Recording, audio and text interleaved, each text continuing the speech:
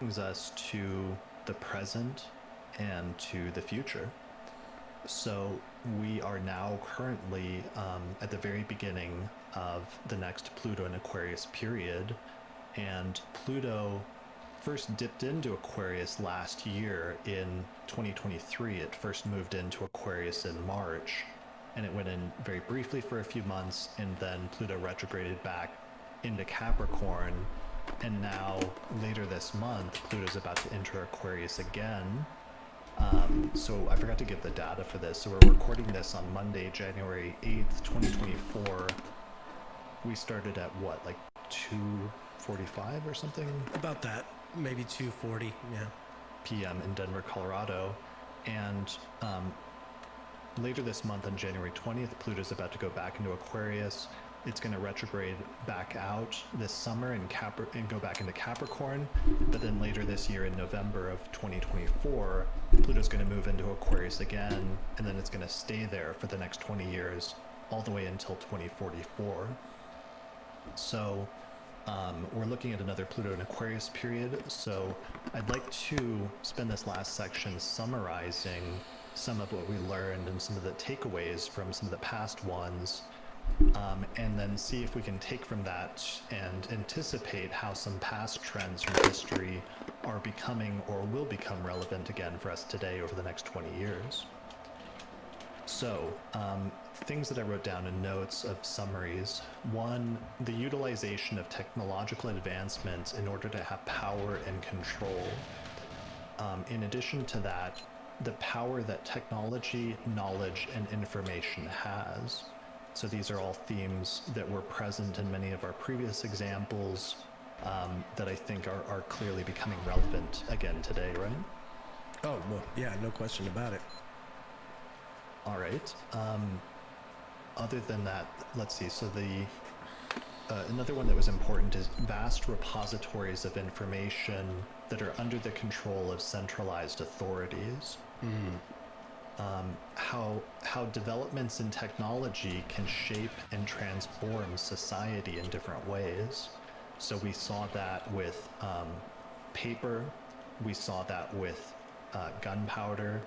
We also saw that with things like how the printing press and the increase of printing in books also affected things during the Reformation and started causing changes in like religion and things like that. Sure. Or inventions like the cotton gin creating, slavery on a scale the world had not quite seen. Right. Another theme that kept coming up is technological transfer from foreign or relatively speaking like alien cultures, which has a profound transformative impact on society, politics, and power. So, for example, the technology that's already developed by another culture, like with the Chinese spending centuries developing gunpowder before Europeans inherited it around 1300, or even like silk and silkworms and how that had been refined and developed in China for millennia before being eventually transmitted or stolen by the West. There's also possibly something about the idea of what it means to be foreign or alien in general becoming relevant again, both in the sense of AI, the emergence of artificial intelligence, and creating a new sentient species on Earth, which is essentially what, if scientists are capable or are successful in creating artificial intelligence or artificial general intelligence, that's what that would be, is like creating another sentient species on Earth. But even aside from that, maybe even alien life being found, even in microbial form in other places in our solar system or perhaps beyond, even the recognition of animals as being more sentient than humans often give them credit for as new AI technologies are developed to help us better understand how they communicate. There's something about like the idea of foreignness, of alienness, and alien technology, and the exposure to that seems like it's a recurrent theme of Pluto and Aquarius, and it's something I'm starting to see discussions about over the past year that are very suggestive, I think. Yeah, I mean, that would be pretty wild if AI taught us how to communicate with dolphins and octopus and primates, perhaps. And Yeah. yeah, I mean, just, there's all kinds of things that are seeming science fiction, but, are probably on the verge of becoming real.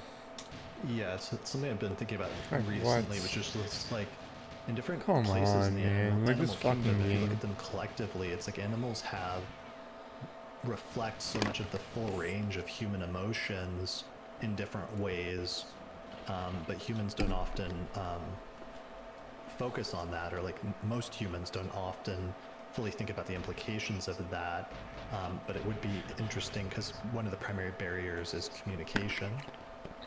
But even if that's not the main thing, one of the things that's happening this year is they're launching a spaceship that's going to send a probe, I think, to Europa, one of Jupiter's moons, that's like an icy ocean moon.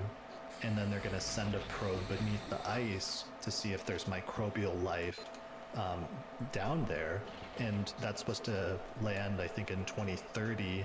But even something as simple as that, which is not really simple, but it's not at the scale of like discovering a whole alien civilization.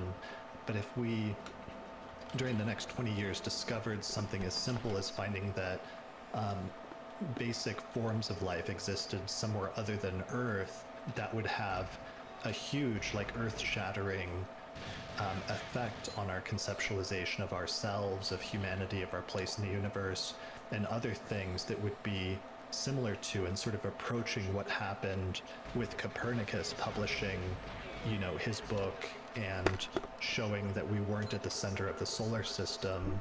Discovering a new form of life would be the modern equivalent of something tantamount to that, because it would show that human life is not the center of the solar system or of the universe, but that there's life elsewhere as well. And it would sort of like decentralize us and move us away from the center of the universe, but instead show that we're like one of many that's revolving around something larger.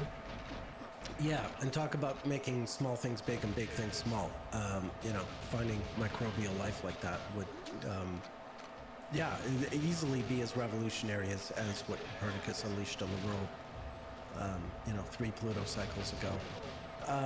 Sure. Also as would.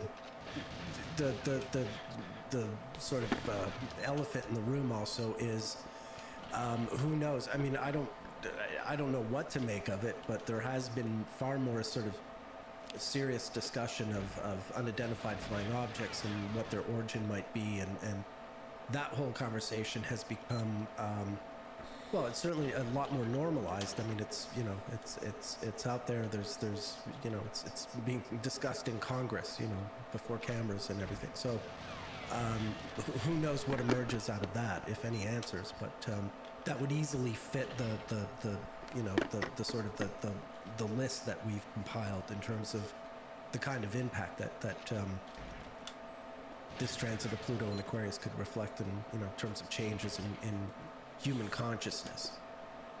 Yeah, for sure. And I don't know about that either. Like, I don't know whether to take some of that stuff seriously or not, or if it's legitimate or not. But certainly, obviously, like having any other signs of, actual intelligent life or like civilizations out there besides our own would also have like a huge impact on our world and on society, as well as science and a number of other things, religion. So that's, a possibility as well that we'll have to see what happens. Yeah, absolutely. Yeah. Other themes, one of the ones that was recurring obviously at this point is like the role of China and technological transmissions is like a major theme that kept coming up over and over again. And we've already mentioned how some of that, it's really notable to me that just in the past few decades, China has risen to become a global superpower again.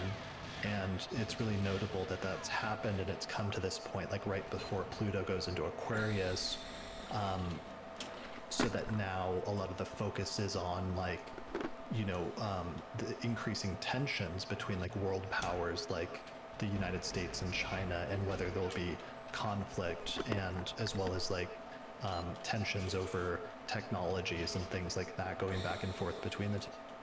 Yeah. I think you might have mentioned with Austin that Xi Jinping and Vladimir Putin both have Saturn-Neptune conjunctions in their natal charts. So when we get to 2025, that's the final ingress of Pluto into Aquarius. And it happens the same time as the Saturn-Neptune conjunction in Aries. So I do think of 2025, when Uranus goes into Pluto good and proper for good, and all those other transits are happening, we'll definitely hit a new chapter in the history of China and the history of Russia.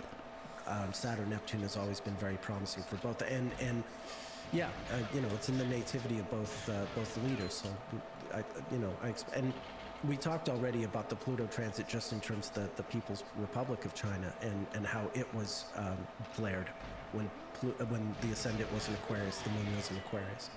So that Pluto transit could be, certainly hitting the People's Republic, the political structure in China, Sure. right in the middle of the chart. Yeah, and then of course you and I have done that episode previously, one of the major episodes in the history of the podcast about like Uranus, the Uranus return of the United States when Uranus goes through Gemini, and how that's coincided with, it's only happened 3 times in the past, and the first time it was the American Revolutionary War, the second time was the Civil War, and the third time was World War II. So that's one of the issues, that's concerning, since Uranus is about to move back into Gemini in 2025 and is an additional cycle that's like a secondary overlay, which is the US going to have another major conflict or another major war that's on the level of those other 3 that have happened so far in its history when Uranus has gone into Gemini. One of the, and that's going to be happening at the same time of Pluto and Aquarius. And one of the things that's actually interesting about that is just that Uranus in Gemini is going to be trining Pluto several times off and on, increasingly close over the course of the next decade. And I think that's really going to accelerate a lot of the technological developments and a lot of the developments with communications and other things like that over the course of the next decade that were already indicated just by Pluto and Aquarius. That's going to be supercharged by Uranus going into Gemini. Yeah, no, absolutely. That's a feature that we didn't have quite in the same way. The last few times that Uranus has been in Gemini, they were co-present. Like during the Revolutionary War, Uranus was in Gemini while Pluto was in Aquarius, but the Pluto ingress came a little too late for there to be a trine in the air signs like that. And of course, before long, Uranus zipped through Cancer, zipped into Leo, and made an opposition to that Pluto. So that trine with Pluto from Uranus and Gemini is a feature that distinguishes it from past Uranus transits through Gemini and the wars that they've coincided with. And of course, the big message when it comes to that transit of Uranus through Gemini and the United States being involved in these major conflicts is in all 3 instances, they led to the United States essentially becoming a new country in a way, certainly redefining itself in some really fundamental way. The Revolutionary War created the country, the Civil War centralized the country, and the Second World War and the Cold War turned this, reluctant sort of protectionist nation, isolationist nation into a global superpower. Virtually against its will, virtually by circumstance. There's something about the country's own transformation that coincides with Uranus and Gemini, except this time, like in the 1770s, it's happening while Pluto's in Aquarius, while the mood for sort of popular power, for people power, is reaching its zenith, and the revolt against sort of authority or dictatorial power is at its most potent. And one of the things about that with the U.S. that's actually really fascinating about the Uranus-Pluto trine is that the U.S. has Uranus in the Sibley chart at 8 degrees of Gemini, and that's actually roughly where I think the exact trine will be going exact between Uranus and Pluto. Starts going exact when Uranus gets to around 8 degrees of Gemini and Pluto gets around to 8 degrees of Aquarius. So that adds an interesting additional level of an intensity that it's going to be happening at the most intense point in the Uranus return of the United States. Yeah, absolutely.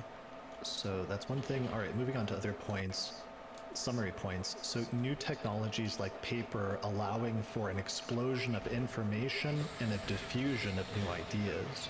So I think AI is probably going to be playing this role in our time, although there may be additional things involving how information is transferred and proliferated and consumed in terms of innovations in the form factor of the role that paper played in previous times to whatever the equivalent to that is in our time. Something about that, something about the form factor in the way that information is accessed and is spread around being important to this time period. Yeah, just such fucking we dog can see shit. that happening pretty easily. Yeah, but it's like it's going to be taken to some new level, and it's going to have a completely transformative effect on our culture through that technological innovation.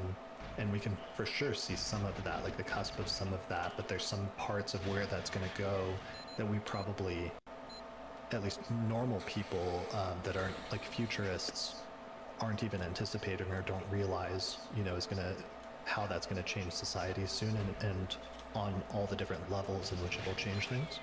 Yeah, exactly. All right, other themes. I've been saying to people, sorry to interrupt, I've been saying to people that 100 years from now, people will look back at 2025 as the beginning of the 21st century. Not unlike that we think of 1919 or 1920 being the beginning of the 20th century. Where it's really like a very visible demarcation in history where suddenly everything that preceded it seems, like it belongs to another age. Even this period right now. That's a good point in a number of different ways, although that makes me think of something I saw recently where somebody said that in terms of like archives and research, there's going to be this demarcating line in history that starts with 2023, and it's because everybody's starting in every field is starting to use AI in order to augment research and do research with things, but also in order to generate content of what's being created in different fields. And as a result of that, there's going to be like this sedimentary layer where you're going to have to there's going to be a fine line between things that were generated by AI or could have been and were influenced by that innovation versus things that were produced prior to that time that had to have been only produced by humans. Right. And it was an interesting thing to think about. Yeah, I mean, imagine future wedding photos will be taken, in some kind of AI-generated simulation. Wedding photos with, the parents and the nieces and nephews and what have you, but you're in front of, who knows what, a giant planet, some kind of futuristic, backdrop, what have you. It's going to change a lot of things. Culturally, as well as everything else. What the fuck is that? All right, other things. Governments trying to control the flow of information. So governments and entities attempting to control or suppress the spread of information and ideas, although often failing eventually, although being successful for some periods of time. So these attempts to control the flow of information, for example, in the past coincided with the church's list of prohibited books. So there may be other instances where there's institutionalized censorship attempts or attempts to suppress new discoveries or ideas with extreme methods that ultimately fail because the powerful insight that the idea or discovery has about the nature of the world. So thinking back to Copernicus's discovery about the sun being the center of the solar system and how that was suppressed initially, but that eventually it couldn't be suppressed forever because it actually was true, and it actually pointed to a property of nature that was real. Not to put ourselves, not to center ourselves too much, but I think also things like astrology and some of the questions we've talked about on forecast episodes lately about we've been in this period of like a renaissance and a bump in the popularity of astrology over the past several years, and whether we'll go into a downturn or a period of suppression again at some point before too long. But if something like that happened, it couldn't last forever because of the fact that astrology does reveal an actual property of nature, and that the validation of that is sort of like inevitable despite both historical or any current or future attempts to suppress it. That's right. The truth is revolutionary. So, that's something I could imagine happening, unfortunately. But it makes it all the more important for us to do the work that we're doing, regardless of what sort of becomes us, because somewhere down the road, it's work that can be, developed by others once the smoke clears, so to speak. And it's too vital, and it's absolutely a property of nature, and therefore there's truth there. There's something to be learned and discovered, and it can only be suppressed for so long. So, what we're doing is really important. Even if someone does, sort of put the boot on us at some point, the work will live. Yeah, and what we've seen also is that sometimes things that are started or done in previous cycles don't come to full maturation until later ones. So, it may be setting a foundation for certain things that aren't fully discovered and put together or advanced to the next level until the next cycle, but it's at least doing or creating something that ends up having a legacy that lives on and grows and evolves. Yeah, in this instance, this time, unlike the 1700s, we're not going to have Uranus opposite Pluto in Aquarius, Leo. We're going to have Pluto opposite Uranus in Pisces, Virgo.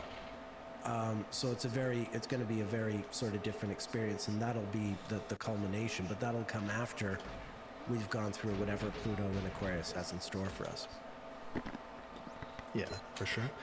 All right, other themes: government and major entities attempting to steal technology through espionage. I already mentioned, some of the things that are going on between different companies like East and West that are trying to steal AI technology between each other, or other things like that. Another one tied in with that is governments and entities attempting to have a monopoly on technology and the power, advantage, and influence that technological monopolies give. We've seen that with gunpowder, guns, cannons, silkworms. In modern times, it's focusing on things like computer chips, microprocessors, artificial intelligence, and other things like that. And that will, perhaps be the central struggle in terms of technology over the next 20 years, is that whoever controls and has a monopoly on those technologies ultimately could have just like an immense amount of power in our world, and could set the tone for other countries around the world at the same time. All right. Old technologies being merged and refined to create new weapons of war. So how developments in technology can be used to kill other humans, and advancements or innovations in new forms of death and destruction. So here I'm thinking about things like drones, robots, artificial intelligence, lasers, and cyber warfare, all of which may be taken to new and sort of extreme heights, as we're already seeing that happening with many of those. But I'm sure, we'll probably see some pretty terrible things in terms of that, those technologies reaching the height of their sort of like full maturation over the course of the next 20 years. Yeah. Obviously drones are already a thing. Even just on Twitter, these threads come up sometimes where, you see drone footage of either their Ukrainian drones firing on Russian soldiers, or Russian drones firing on Ukrainian soldiers. It's taken the sort of the experience of war into this whole new level. I remember, 30-something years ago with the first Gulf War, it seemed miraculous that we were watching a war on TV, on CNN. Or before that, the overthrow of the Panamanian dictator in '89, which happened on live TV. Noriega. No, not Noriega. He was Nicaragua. I forget the guy's name. But the Panamanian dictator taken down on live TV, which was during also the last Saturn-Neptune conjunction, which is something else that sort of comes into the mix here when it comes to sort of like the spreading of information and new ways of disseminating that. There's this perfect storm in 2025 of all these things coming together. Not just Uranus and Gemini, not just Pluto and Aquarius, but this Saturn-Neptune conjunction, which I think will coincide with like a really, heavy-duty moment of clarity on the world stage. Some kind of everyone seeing things for the way they really are. I don't know if clarity is the keyword I would use for a Saturn-Neptune conjunction. It's one I would use. But yeah, I mean, amidst all the subterfuge that's going on, but there does tend to be revelations amidst. Okay. Yeah. And I hate with this this, fucking game. the current technology and stuff for warfare, there's going to be questions like, one of the questions currently are things like, once artificial intelligence is developed and employed in the battlefield, can it be used? Can autonomous machines, should they be given the okay to like kill humans without any human oversight, for example, is going to be like one of the major questions and like ethical implications over the course of the next 20 years in terms of how that is the answer to that question and how different governments employ those technologies. Basically the Terminator, I mean, that's where, the kind of super soldier character, minus the time travel. But yeah, that's the kind of thing that seems to be developing. Yeah, so some of those questions are going to become real, like not science fiction, but like actual things that we're talking about and are being debated in terms of the ethical implications, which then leads me into the next one, which is the experience of scientists creating something through a love of science, but then having their creation used to destroy things. So similar to, we've talked about, gunpowder and things like that in the past, but also sort of similar to Lisa's example with Frankenstein and some of the things that are raised in that story as like an allegory, but the ethical implications of scientific advancements, as well as the potential dangers and responsibilities that come with pushing the boundaries of knowledge. And a related theme that kept coming up was doing dangerous or risky things in the name of science and out of a love for wisdom, which is kind of an Aquarius thing and kind of a Pluto thing, where Aquarius can be doing something just out of curiosity or out of a love of science to see if it works without necessarily thinking about the implications. So I mentioned guns, but even like hot air balloons to some extent, and the riskiness of like sending a human up into the air to see if it works and having it be successful. But then some of the things that sometimes come out of that, you think about that like culminating eventually not too long after with like World War II and other successive wars where airplanes become like a major source of death and destruction. Yeah, I mean, we were talking about the first hot air balloon, manned flight in September of 1783. And it was less than 2 years later, June of 1785, that the first person was killed in a hot air balloon accident. So, even before it found its military application. So yeah, right off the bat, some of these technologies do take victims with them. Yeah, for sure. All right. Another major theme of Pluto and Aquarius was the development of the scientific method and experimentation as a major theme. Oh, come on. throughout. Like, that's what I And I mean. think there's going to be something about that in terms of, it seemed like there were some successive developments in the development of like what the scientific method was and how it should be carried out that were refined in some of these periods.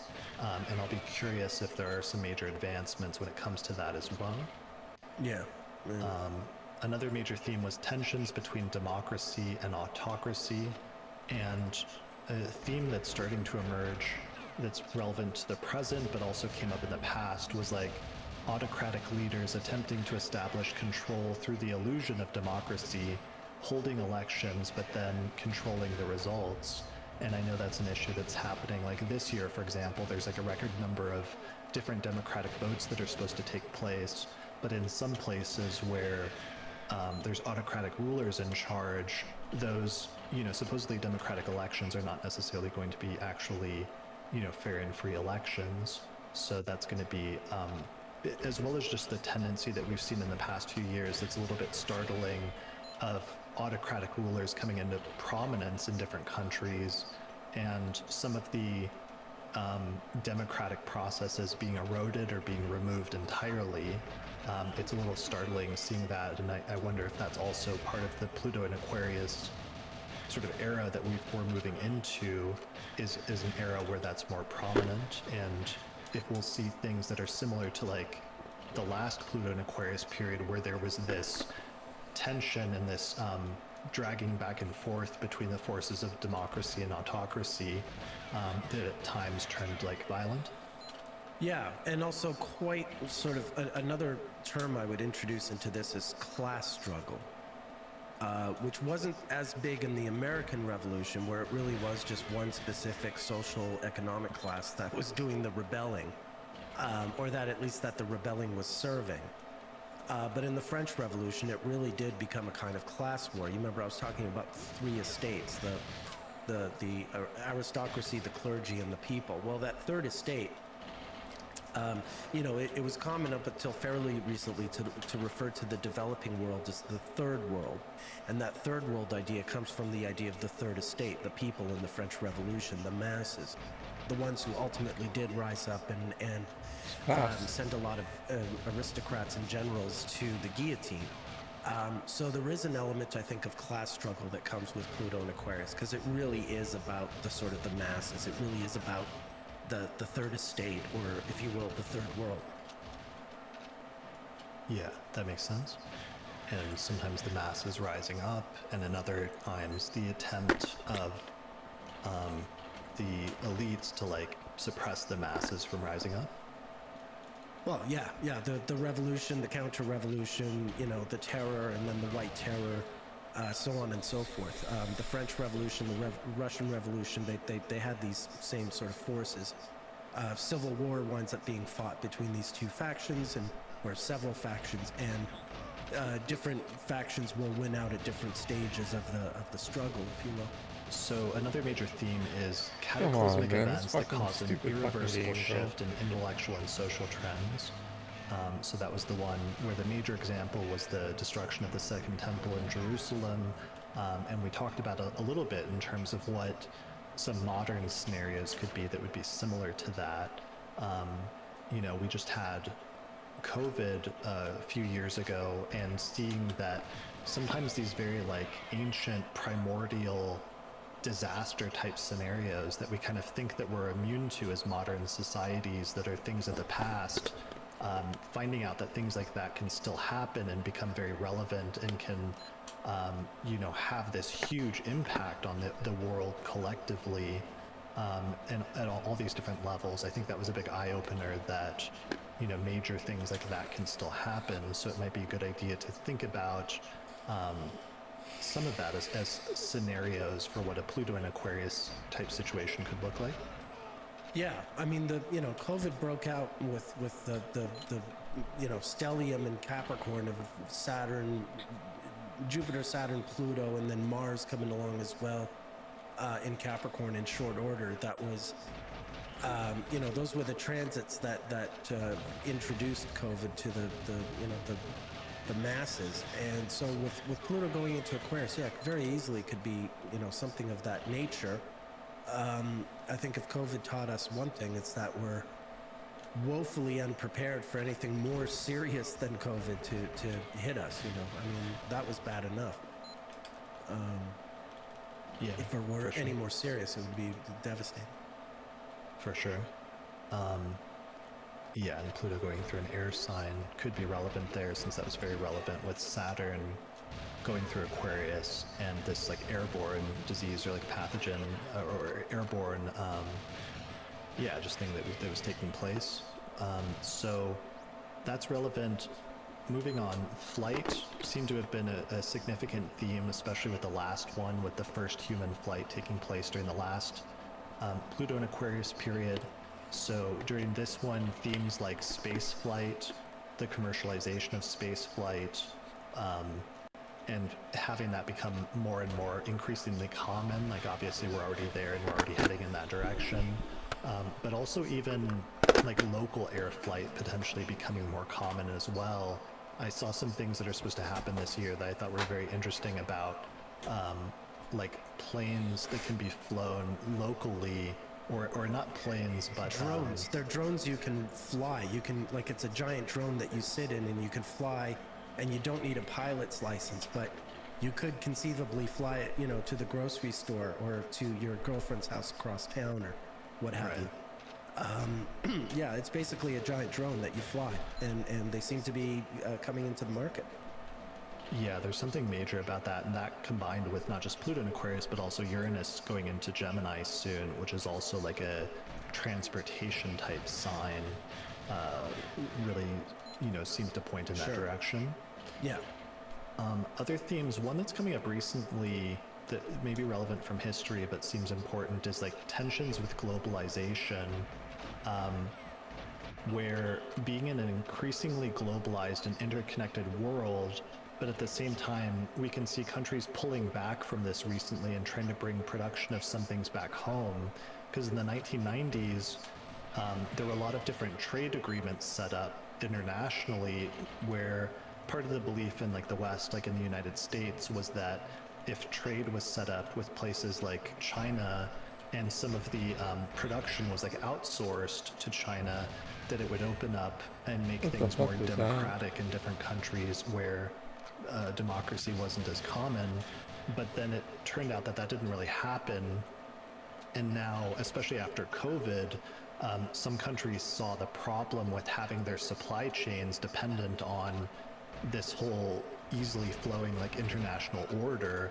So now a number of countries are bringing the production of certain things back to their own countries. Like for example, the United States is building a a processor plant in Arizona for microchips, basically. What is this? Like, what's he even doing? There's other Come countries on, that are like, what doing is similar this? things. So I'm wondering if that's part of what we're seeing with Pluto going to Aquarius, is maybe some of those challenges to the more globalized, like interconnected world order.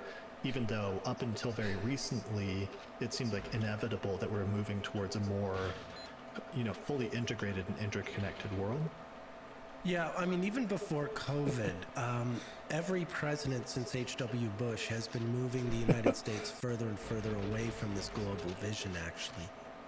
It has gradually been receding. And, you know, I dare say if it weren't for the Israel and Ukrainian conflicts, you know, it would have receded all the more. But, you know, those things have kept the United States a little more in, you know. Yeah, I don't think I could do it with 5. I think I need more than 5 bullets. I think if I see 5, I have to reload. You know, largely towards deglobalization, or at least the headshots too. Sort of weaning off the global influence of the United States. You know, on both parties. You know, the United States no longer having the same interest. A lot of that global order was being kept in place because of the Cold War. You know, it was really a security measure. The United States used its naval fleet to patrol the oceans, keeping trade safe for everyone. And in return, everyone kind of agreed not to go communist. And, you know, that worked for a good long while. But the United States is no longer sort of invested in patrolling the seas like that. And even if they wanted to at this point, they can't. They've changed their naval fleet. So that era is largely over already, you know. I mean, maybe part of what we're seeing then is something that gets talked about sometimes, which I feel like is sort of propaganda purposes, but maybe symbolically there's a way that makes sense here. The notion of us moving towards a multipolar world where there's like other major superpowers rather than just like one superpower of the United States that controls or everything revolves around, just because symbolically like Aquarius is a much more social sign where things are distributed more evenly. Come on. And Pluto represents power, so maybe part of Pluto and Aquarius is a greater distribution of power, and maybe that's really the core ultimately symbolically of what we saw with like the French Revolution or the American Revolution was a distributing of power more evenly rather than having it just be in the hands of like a singular individual. Yeah, that would make sense, and that that's easily the way that the Pluto and Aquarius transit could manifest. But at the same time, a lot of the other global superpowers, may not just have what it takes to survive the century, really. China and Russia have really dismal demographic structures that will be hard to maintain, and so if not them, tomorrow's global superpowers could easily be, I don't know, Vietnam or Argentina or Turkey or Brazil, not necessarily Russia or China. It could go in a lot of different directions by the time this transit is over. Sure. Yeah, so we'll see. So one of the other last few notes I wrote was, I'll take it. It's not. We've come as far It's as not we the have best, as but a I'll take species, it. partially through socializing and the power of the exchange of information among different people in different places, and how that mutual exchange and back and forth over the centuries has driven on, man. progress Come on, and bro. technological and scientific breakthroughs. If we were more isolated than that, transmission and those breakthroughs would not have happened. This is where the Aquarius theme comes in as a social air sign, and I think there's something really important about that, that will both, maybe see a contraction of that, but also an expansion of it in some ways. Like what happens when we become even more hyper interconnected through the internet and through other means like that. Can our progress, scientifically at least, or in other areas like that, expand even faster? Yeah. All right. As well as just being an insight about the nature of technology and why humans have done as well as a species because of our social nature, which comes partially from Aquarius as a symbol. All right. Pluto is going to oppose the Pluto and Leo generation, and the Pluto and Leo generation were born like the baby boomers in the 1940s and early 50s. That generation is still very much in power in different, parts of the world. And so here with Pluto and Aquarius, obviously over the next 20 years, between now and 2040, we'll hit the point where natives with Pluto and Leo will be almost a century old. So we will probably see the dying off of that generation essentially, but also the dying off of that power that they still hold or maintain over various structures and levels of society. So that's something to pay attention to.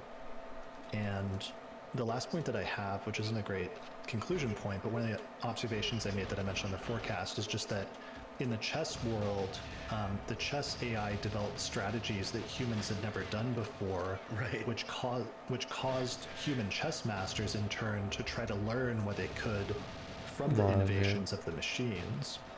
So perhaps part of this era is humans learning from machines. So this may be an incredibly crucial point, because the greatest benefit of meeting an extraterrestrial civilization, especially one that's smarter than humans, would be the potential to learn from them. So maybe they think about or they perceive the universe in a way that's different than we do, and therefore they're able to see things that we have not or cannot. Perhaps the same is true for an artificial or an alien intelligence, if or when we ever meet them. Creating AI can do things, and it can think about and perceive parts of the world differently than humans can, and some of the way that it perceives the world or perceives information or data may be useful to humans, and we may be able to gain insights from that we can't anticipate. Yeah. It boggles the mind, but for sure. Yeah. All right. Well, that was actually my last summary point that I got from some of this research. Are there any other major points or things that you take from it, or take from what we've learned from going through the history of Pluto and Aquarius, or themes from the past that are obviously relevant to now, or things that we can therefore anticipate, or anything about the future? No, apart from what we've already covered, I think we did a nice job. Anything I had to say, I've said over the course of the episode. I guess, yeah, just to remind everyone that what does distinguish this Pluto in Aquarius transit is this long trine to Uranus and Gemini that it's going to have that some of the past ones did not. And yeah, that changes the kind of experience it'll be. Yeah, I think that's a really important point. And here is a diagram actually from Archetypal Explorer that I used on the forecast, which kind of shows that, but the Uranus-Pluto trine that's forming right now and will start going exact over the next several years, but really has its greatest intensity in the period, largely the period that Uranus is in Gemini, between 2025 and the early 2030s. Yeah. Although, right from the get-go, they're pretty close, even in 2025, right? I mean, oh yeah, well right now, this year in 2024, they're going to get about 2 degrees from each other. Right, so exactly. Yeah. We're already in a period where things are going to start moving very quickly, like very fast. Especially with some of the technological stuff, but also with the other Pluto and Aquarius themes that we've talked about and that have come up during the course of this episode. Yeah. So, may you live in interesting times. I think, was that like a Chinese proverb? That is a Chinese proverb. It is fitting. There's another line that I love.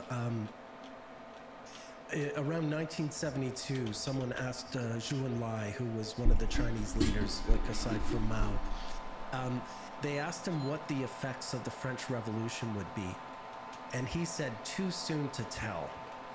Now, the truth is, he thought they were talking about the recent uprising in Paris 4 years earlier in 1968. But a lot of people took that remark to mean he was talking about like the French Revolution in the 1700s, and that it was too soon to tell what the effect of that French Revolution would be. And even though there was a sort of mistaken communication that created that thought, I love that idea that, as with the French Revolution, the American Revolution, it may be too soon to tell to know what like the ultimate effect of these experiments are, of these social experiments. And whatever unfolds over these next 20 years may sort of bring those answers a lot closer to home after being out in the wilderness for so long. So, yeah, definitely, may we live in interesting times. We definitely do. Yeah, I think we're definitely going to see the highs, the very heights of technological process, as well as the lows of technological process and the transformative effect that it has on paused in the society wrong and place. culture and religion and politics. If I run through the and drones, I was just as a person, I had to change my strat. I don't know. I paused at the wrong place. I didn't get full speed in the big room. I didn't react very well to that second forward boost. The ways that technology can be used, or the one ways boost. That are interesting to do things that you couldn't do otherwise, or to augment human abilities that maybe, allow you or enable you to do things that you couldn't do otherwise. And I'm excited to see some of that while also having trepidation about some of the downsides. But I think it should be a really interesting 20 years, and I'm excited to see where it goes and excited to study it as an astrologer and continue documenting what's happening in real time as we see this new era in human history start to emerge, as we have been recently, because we can really feel that we're right on the cusp of a very important turning point. And I think it will be, at the very least, interesting to watch and to witness that together as astrologers. Yeah. Amen.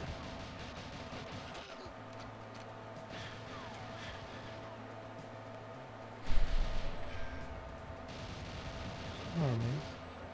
What? Come on.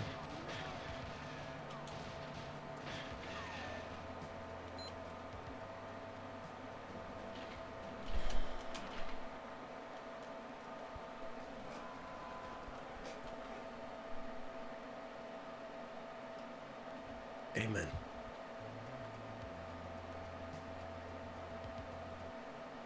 Hey, my name is Chris Brennan, and you're listening to the Astrology Podcast. In this episode, Nick Dick and Best is joining me, and we're going to be talking about Pluto in Aquarius in history. So hey, Nick, thanks for joining me. Hey, Chris, thanks for having me back. All right, we are back to do another blend of some history and some astrology. This is going to be a great episode. So let me talk a little bit about the genesis and the premise of this episode, where this year, the planet Pluto is moving into the zodiac sign of Aquarius, and it's going to stay there for the next 20 years, all the way until 2044. So many people are asking themselves what this era will be like over the course of the next 2 decades, and what sort of changes and events might take place. So one of the tools that astrologers have for predicting the future is going back and studying the past. And when I was preparing for the 2024 year ahead forecast episode last month, I went back and did some research on what previous Pluto and Aquarius periods have been like. And my goal in this episode is to share some of that extended research, especially because I couldn't fit it all into that forecast episode.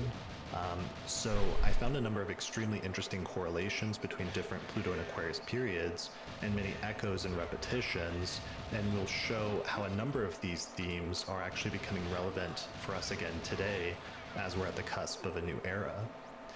So studying the past in order to predict the future, that's really one of the greatest keys to astrology, one of the greatest secrets in some sense, but it's one that you and I have both really refined and developed in a number of different techniques. Yeah, no, for sure. To my mind, it is the way to learn astrology, is just to sort of test these different, planetary cycles and how they line up against each other in different configurations, and work the story out from there. This approach has taught me a lot more about astrology than any astrology book could hope to teach me. Yeah, because on the one hand, we do have like symbolic interpretations of what something should mean symbolically based on its astronomical movement or appearance, but then this is really where it's really grounded in a sort of empiricism by going back, looking at what happened the last time a placement occurred, what correlations happened with it, and then over an extended period of time looking for repetitions. Like, you really get much more concrete sense of what the astrology is indicating and what the placement is indicating. Yeah, that's just it. And there's no end to the amount of work you can do. So if you really just do like you and I have done and spend a long time over many years studying astrology in this way, you come away with a much deeper knowledge of how astrology works than if you just learned from books and just gave readings to people you met. This is a really important way to develop any kind of facility with astrology, in my opinion. Yeah, well, that's actually that's a good point, because that's one of the issues with Pluto in Aquarius, is that it has such a long orbital period of 248 years, of more than 2 centuries, you can't exactly just go and study people birth charts to see what Pluto in Aquarius indicates of people around you, because it's been more than 2 centuries since anyone was born with Pluto in Aquarius. Yeah, last time Pluto was in Aquarius, people were wearing white powdered wigs. It's a long way away. I mean, I'm kind of up for bringing that back. I don't know about you, but I can see it working for you, pal. But yeah, exactly. Yeah, I wouldn't mind. They look pretty cool. They look like Mozart, whatever. Right. We'll see what happens. But so this is actually one of the areas in which you're almost forced to go back and study history, just because you can't study contemporary famous nativities from the past century or something like that, which is, or ones from even your lifetime, which is the more usual access point for many astrologers. So this is one area where you're forced to study history. So this episode is going to be largely a collection of sort of my research and notes up to this point. This isn't a fully finished product, but I have found some very interesting threads, and I think it's going to set a nice foundation for future research with some of the things that I found. That guy? Come on. Yeah, I gotta say, you did an amazing job with shaping today's episode, and I've already learned a lot just reading some of the notes. I mean, I study a lot of history with astrology, but you have a much greater facility with ancient history than I do. My forte is more, modern history, 18th century onward. So yeah, I've already learned a lot, and your audience is in for a huge treat with everything you've put together today. And I'll do my best to add, interesting things that are where I can. But this is a great learning experience all around. Awesome. Okay. So, like we said, it takes more than 2 centuries for Pluto to return to Aquarius each time. And so what we're going to do is we're going to go back and review 12 specific Pluto and Aquarius periods in the past, or 11, including the current one, which will be the 12th. So this takes us all the way back to about 700 BCE, or 700 BC, however you want to call it. And let me show a diagram really quickly that shows the periods we're going to be talking about. So this is a list of all Pluto and Aquarius periods when the first ingress of Pluto began, when Pluto first moved into Aquarius, the year that it did, and then the year in which Pluto made its final departure from Aquarius in that era. So what we have here then over the past nearly 3,000 years is just 11 different periods up till now, and then the current one in 2022 and 2023 will be the 12th period that we'll cover towards the very end. Once we've finished going through history, we'll sort of project that out into the future to see, kind of anticipate some of the themes that are going to come up for us today.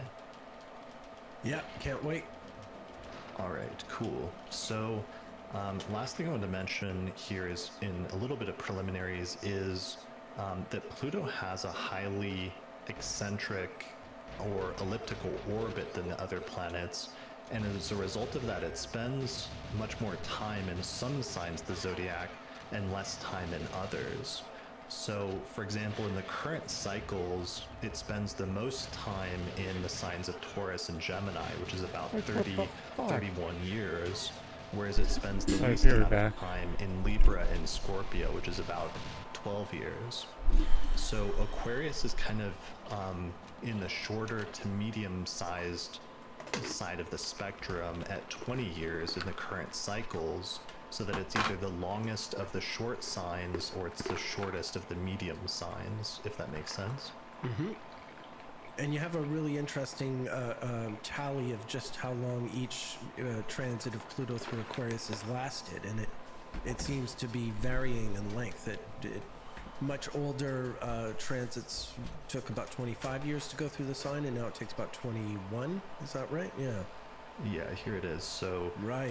the earliest one that we're going to talk about, which is like 674 to 647 BCE, Pluto was in Aquarius for 27 years, but then we can see, due to the eccentricity of its orbit, it counts downwards, so that the next cycle it spent 26 years, 200 years later. The next one it spent 25 years in Aquarius. Then a few later it spent 24 years, down to 22, and then eventually in the present one, it'll spend about 21-ish years. Right. So it would be, I didn't realize it varied like this. I mean, maybe I was sort of vaguely aware of it, but it's really something. This diagram really sort of sparked a eureka moment in my mind, just realizing how much it has been shaving down over, the centuries and millennia.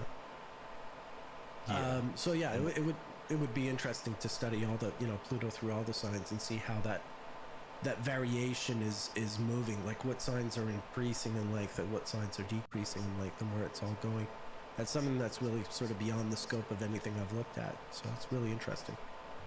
Yeah, for sure.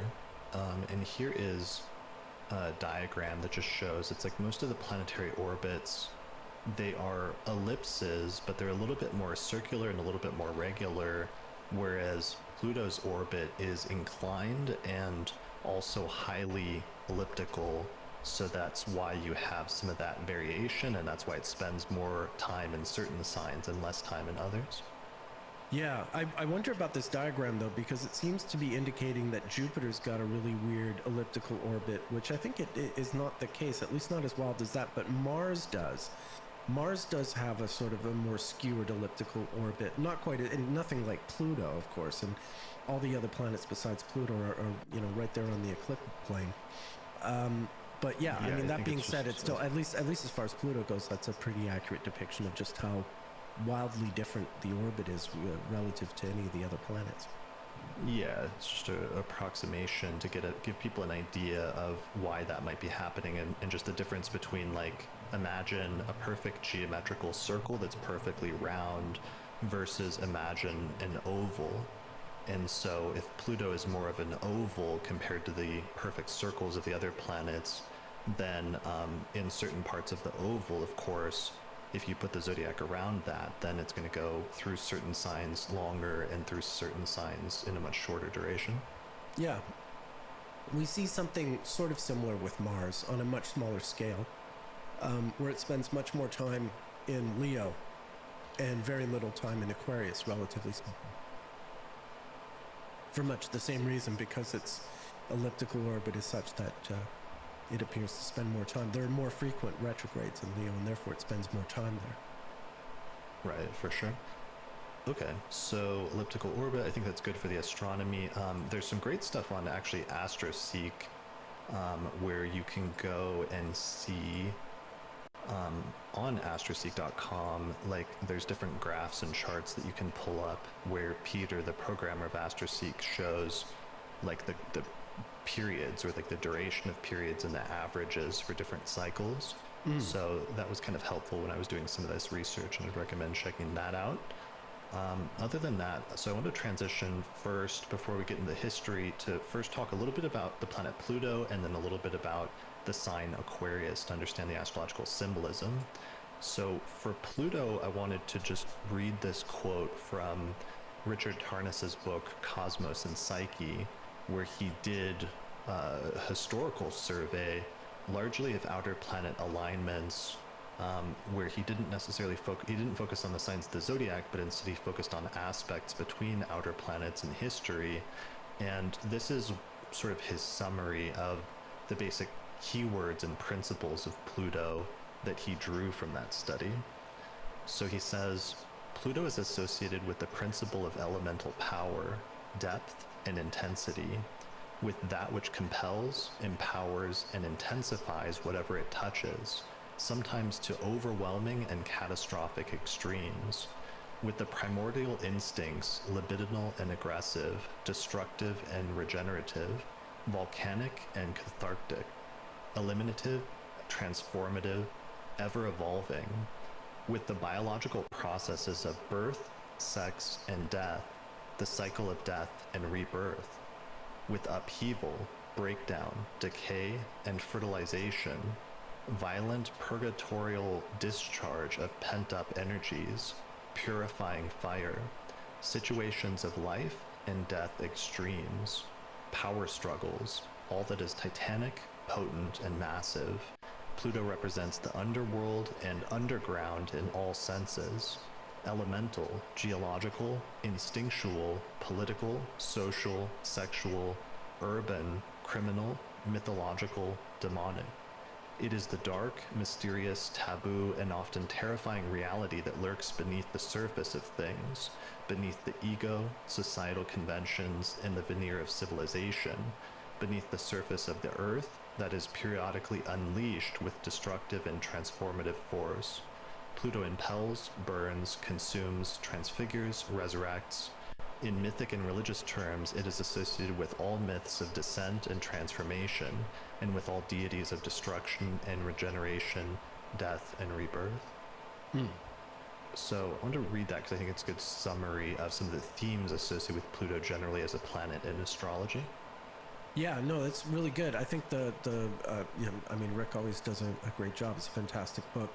The one thing I would add to that, I think, is I think Pluto is also transportative. It doesn't just transform you, or whoever's subject to its transits, but it tends to take someone from one world and take them to another. If they're used to the boardrooms and the penthouses of high rises, then they find themselves in some alleyway, or vice versa. It transports us between social classes, sometimes literally geographically, but certainly the environment that we're situated in. it transforms all of that. Yeah.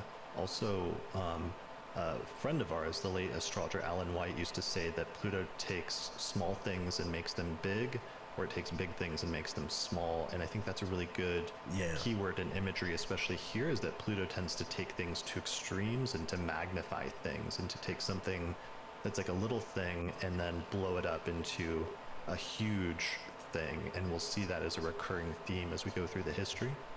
Yeah, absolutely. Absolutely. Just like it, shortly after its discovery, we started doing things with atoms and also transistors. I think another very Plutonian invention. Talk about taking big things and making them small. Yeah, for sure. Okay, so that's Pluto. And then with Aquarius, so Aquarius is an air sign. It's fixed, masculine. Traditionally, it's said to be ruled by the planet Saturn, and it's also said to be a cold sign, which is opposite to the hot, fiery sign of Leo, using the original Stoic approach to the elements. So I was trying to figure out how to summarize some things in Aquarius, and I actually did a whole series on the signs of the zodiac last year, and I did an episode on Aquarius with astrologers Aaron Fogel and Bear River. And what I decided to do to try to condense down like some of the insights of that episode is I used an AI program and asked it to summarize this like three-hour episode that we did into some main points. So I wanted to share that with you today because I think it's kind of useful to contextualize what we're about to talk about, as well as just like fitting for our time period where this is like some of the first astrologers that can do things like this, basically like using AI to start summarizing and helping to accentuate our research. So this is what the AI came up with. It said, Aquarius, the 11th sign of the zodiac, is explored in this podcast episode. The hosts discuss the key qualities and characteristics of Aquarius, contrasting it with its predecessor Capricorn. Aquarius is described as a fixed air sign representing a shift from the material and concrete focus of Capricorn to a more interconnected and collective perspective. Aquarius is associated with the element of air, symbolizing communication, information, and social connections. It is ruled by Saturn, which brings in a sense of discernment and objectivity to the sign. The hosts delve into the concept of time in relation to Aquarius, highlighting its forward-thinking nature and its ability to envision a better future. Aquarius is seen as a sign that pushes boundaries and challenges social conventions, often standing outside the norm due to the opposition with Leo. It is associated with innovation and technology, as well as the desire to make the world a better place. However, the hosts also note the potential pitfalls of over-objectivity and detachment that can come with Aquarius, leading to a disconnect from human experience and a tendency to idealize the future. The podcast explores the role of Aquarius in communication and storytelling, emphasizing its ability to transmit ideas and narratives on a collective level. Aquarius is seen as a sign which seeks understanding and knowledge, often with a broad scope and a focus on the bigger picture.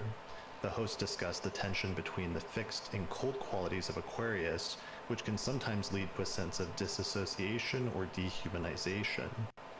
However, they also highlight the sign's capacity for inclusivity and its desire to fight for the underdog, rooted in Saturn's qualities of discernment and equity. It is a sign that inspires us to look beyond the present, embrace innovation, and work towards a brighter future, but also reminds us of the importance of staying grounded in the present and connected to our fellow humans. I like that last bit where it's like the AI that's talking about that's what staying I'm thinking. Well done, AI. Yeah. He's like, hello, fellow humans. Like that meme with Steve Buscemi. Yeah. Well done. Yeah. Yeah, it's getting pretty eerie, that AI. That almost sounds like it was written by a person, but, a very articulate non-person anyway.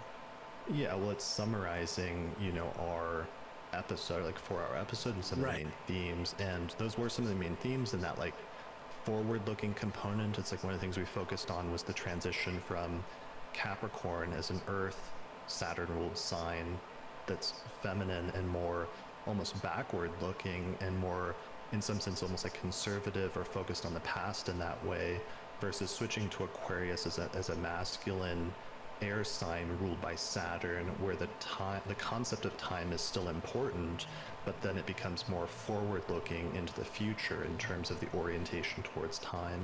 And I think that's a core thing for Aquarius that we're gonna see come up a lot here, in addition to other themes having to do with like communication, information, and like collectivization involving like societies in general and things like that. Yeah, I also think of, I tend to define the two Saturn-ruled signs relative to the signs they oppose. So Capricorn being the Saturnian sign that sees Cancer and the moon, and it's more of a sort of the absence of light on the moon, whereas Aquarius is sort of contrary to the light of the sun, and the individual represented by Leo as opposed to the sort of the collective represented by the moon in Cancer. Aquarius is very much about the individual vis-a-vis the collective, and that relationship in its most sort of bare bones.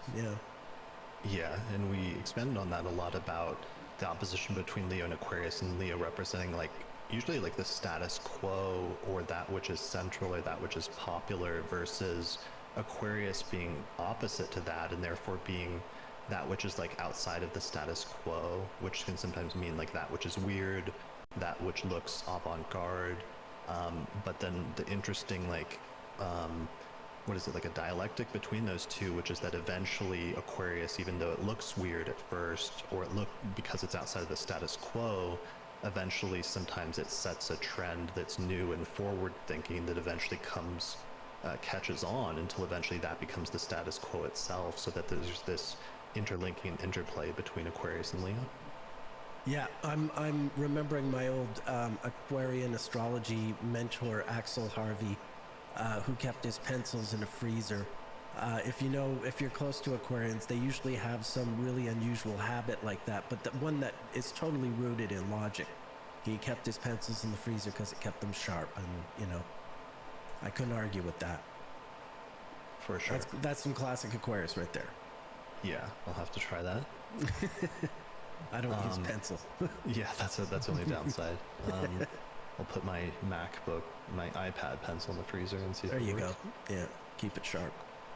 All right, cool. Well, those are the preliminaries. Let's jump into going through these periods, and let's talk about our first period of Pluto and Aquarius. So we're going to go all the way back over 2,000 years, almost 3,000 years ago. The first period I want to touch on is Pluto and Aquarius period from 674 to 647 BCE. So I tried to look through history, and this is where things get a little dodgy in terms of like very well recorded history, especially slightly before this point. But the primary things that I saw, or one of the things that immediately stood out to me as somebody who's kind of like a historian of astrology, is that at this time period, around the middle of the 7th century BCE, this was the high point of Mesopotamian state-supported astrology under the Neo-Assyrian kings Esarhaddon and Ashurbanipal in Mesopotamia, which is roughly located in what is now modern-day Iraq. So this is a period when they had 10 different colleges of astrologers that were set up all around Mesopotamia, who would watch the sky and send their reports to the king. And we actually have a bunch of records of their reports on cuneiform tablets from this time. And in fact, a huge chunk of most of what survives of our information about Mesopotamian astrology survives from this time due to these vast libraries that were compiled in this century, especially when Mesopotamian astrology was at its high point as being a state-supported endeavor. And one of the things that brought up for me is the reason why Mesopotamian astrology was a state-supported endeavor at that time. And it made me think of this book, and the introduction to this book I had read a few years ago, titled The Art of Divination in the Ancient Near East by Stephen M. Mall.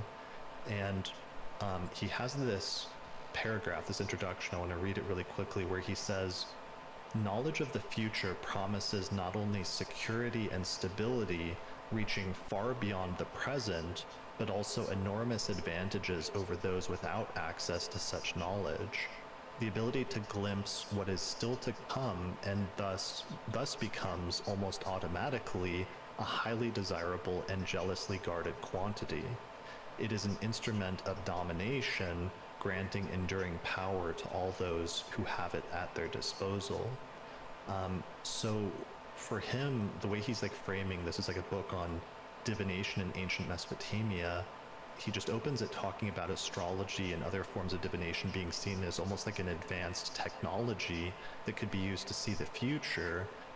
And so that's why it became this high-level state-supported operation, as well as sort of like a secret that was used to dictate and plan state affairs. And there's something very important there, like the kernel of something very important that we'll see come up as a recurring theme over and over again in future periods, which is governments and major entities and their attempts to control emerging technologies and to use those technologies in order to exercise power over the populace or over other countries, and to use it to their advantage, basically. Indeed. And speaking of artificial intelligence, it'd be nice to have AI translate all those old cuneiform tablets, because I understand we've only translated maybe 10-20% of them of what's stored up in libraries. So yeah, got to get AI on that. It's funny that you mentioned that, because last night for the first time I tried this, because I didn't think it would work, especially like a year ago when ChatGPT and stuff like that first came out, these language models, these large language models. But last night for the first time I actually fed in some passages of Vedic Valens in ancient Greek, and I said, translate this from ancient Greek, and it actually did really well. And I was actually kind of shook. I was kind of shocked at how well it did at translating these ancient Greek astrological passages, basically. Yeah. So just imagine what it could do with all that, all those texts in cuneiform. What could we learn about astrology that we haven't learned yet? Yeah, for sure. Yeah, because those people were at it for quite a while, even over the course of that transit of Pluto through Uranus in that brief 27-year period or whatever it was. There's a lot that's documented that we really could benefit from having translated for us. Yeah, and one of the things actually that started that I also wanted to note about this period that was a specific event and like a discrete thing that may have coincided with Pluto going into Aquarius is that this scientific project that we know today that we refer to as the astronomical diaries started being recorded in Mesopotamia at this time, where Mesopotamian astrologers who were also sky watchers would go out every day and they would observe the sky and they would write down where the planets were and major astronomical events that could be seen in the sky. But they would also start noting other things that were happening in the world at the time. So they would note the height of the river at the time. They would note the prices of different commodities on the market. So they would note market prices, and they would also note other major social or political events that took place at that time. And what's crazy about this is the oldest astronomical diary is dated to 652 BCE, which falls exactly in this Pluto and Aquarius period.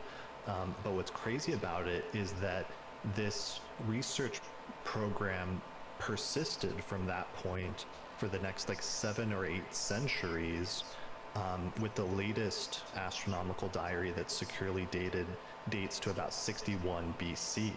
So almost like 600, 700 years later.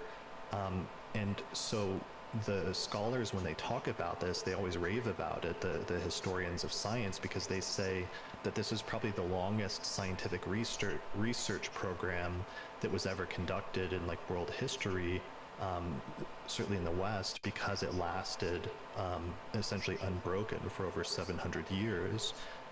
So David Pingree, for example, writes that someone in the middle of the 8th century conceived of such a scientific program and obtained support for it is truly astonishing. That it was designed so well is incredible, and that it was faithfully carried out for at least 700 years is miraculous. So this is an example, and this will be a reoccurring theme it's not just like astrology being at its high point. Mesopotamian states supported astrology at this time, but also the initiating of scientific research programs that change the world can sometimes happen during Pluto and Aquarius periods as well. Indeed, indeed. That's just amazing. I mean, imagine like 700 years ago, you know, you're in the year 1324. You know, imagine starting an ongoing scientific research project from that era in history until right now. It kind of boggles the mind. Right, exactly. And to have your, you know, because that was necessary because you had to observe all those things in order to eventually, it was from programs like that they eventually were able to develop scientific models, and they were able to develop accurate calculations for planetary recurrences to like figure out how long it took for different planets to repeat their placements over a certain number of years or days or what have you. And then this eventually led to the development of like astronomical models about the world, and then this eventually led to astronomical models about the cosmos and how the cosmos was structured, and understanding that better. And that eventually led to, you know, so many subsequent scientific discoveries about things like gravity, you know, relativity, quantum mechanics, and everything else.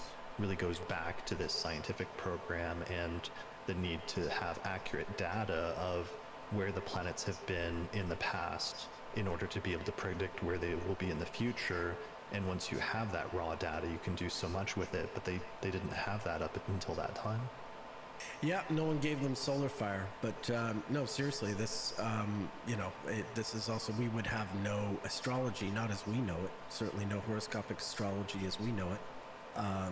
Yeah, without this foundation. Exactly. And it's funny that you mentioned that, because that brings us to our next period, where we go from the 7th century BCE and we jump forward almost 300 years to the next Pluto and Aquarius period, which occurred between 430 to 404 BCE. Yeah, it seems like it was just yesterday. Yeah, exactly. Just like 2023, like zipped Right. by, like Yeah. sometime. Yeah. So this period, the primary thing that I wanted to mention about this period that's actually really interesting is that this is the time period in which natal astrology seems to have been developed, because the oldest birth charts, the very first birth charts that ever existed, date to 410 BCE, which falls right in this period a little bit towards the end of it. And the oldest chart is actually dated specifically to April 29th, 410 BCE, and it has Pluto at 24 degrees of Aquarius.